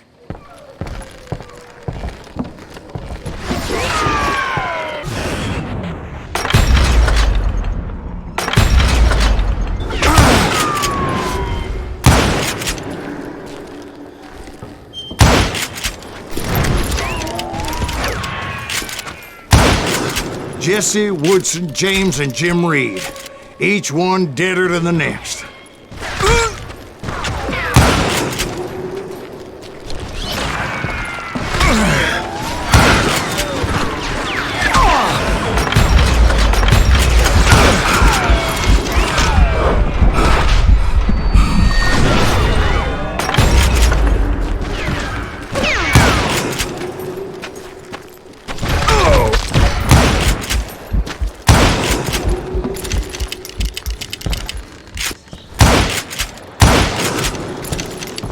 Finally, I saw Harry Alonzo Longabaugh. The Sundance Kid?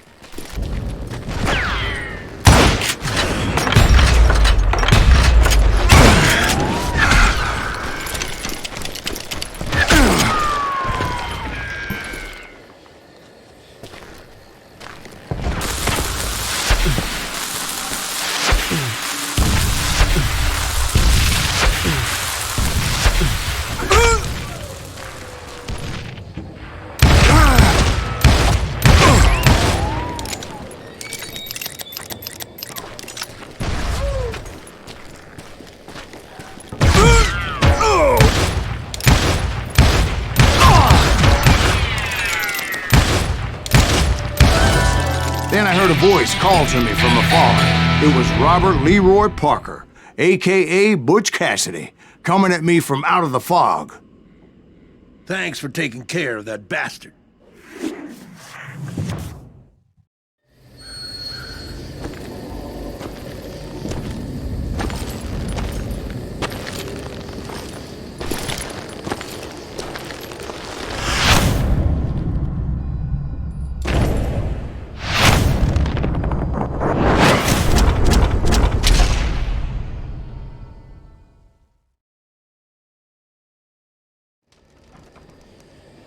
But the kid wasn't quite deceased. Not yet. Takes more than one little bullet to kill the likes of me, partner. Those two looked like they hadn't seen each other for quite a while. Clearly, they were no longer amigos. Shit. I was hoping I wouldn't have to kill you. You won't have to, Butch. I'm killing you first. I asked him about Bob Bryant, but they were too busy with their own heated conversation. Let me get this shit straight. You want my money and the love of my life? You frittered it all away, Butch. Eda's mine. So is that damn money.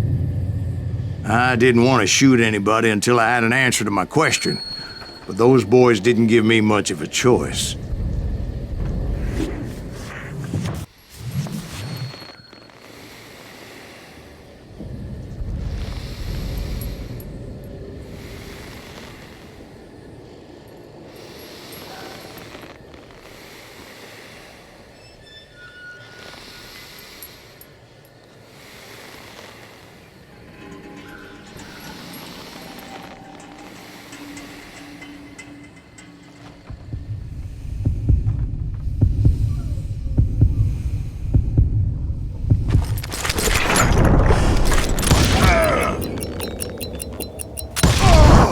Butch Cassidy and the Sundance Kid died there in that cemetery not 6 months ago.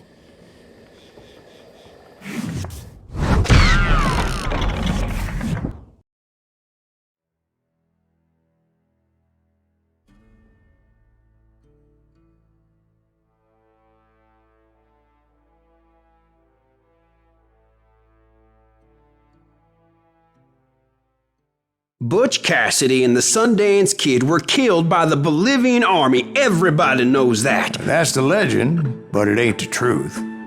So, you never found Bob? There is no Bob. This old sumbitch ain't even Silas Greaves. Sir, is that true? Have you been pulling our legs this whole time? Well, not the whole time. Oh man, I think you've worn out your welcome here. Maybe you're right, Jack. Maybe it's time to pay. You see, Ben, or should I say Bob, your past always catches up with you. I was a different man back then, crazy. Drinking, I've changed my ways, I swear to you. If I could turn back the clock, But you can't, Bob.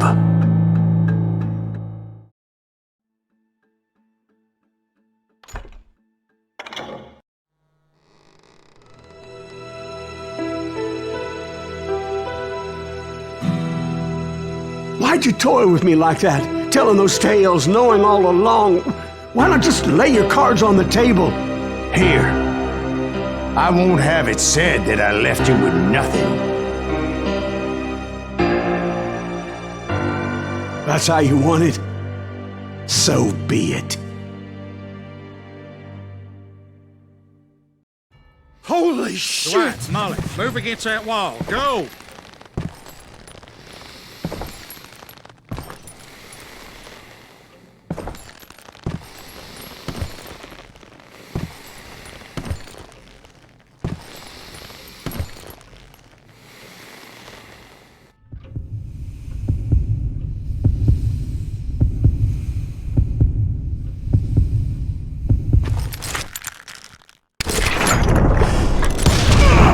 Oh my God! Oh, Jesus!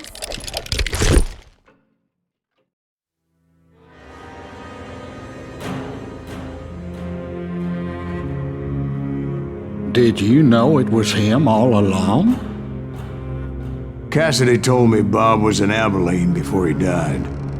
But I wasn't sure Ben was my man until he revealed how much he knew about Ringo and Reed. The coin, of course. Well, that was the last nail in that particular coffin. I better go get the sheriff. You okay, boy? You're looking mighty shook up. Dwight, maybe you best go home. Young Eisenhower here is leaving for West Point tomorrow. He shouldn't get caught up in something like this. I think I might head out myself at this juncture. Unless you want to stop me, Jack. No, sir, Mr. Graves. So where are you going now? Now that you had your revenge? Doesn't really matter, does it? As I've sold my soul for it, and will never again walk with those I have lost.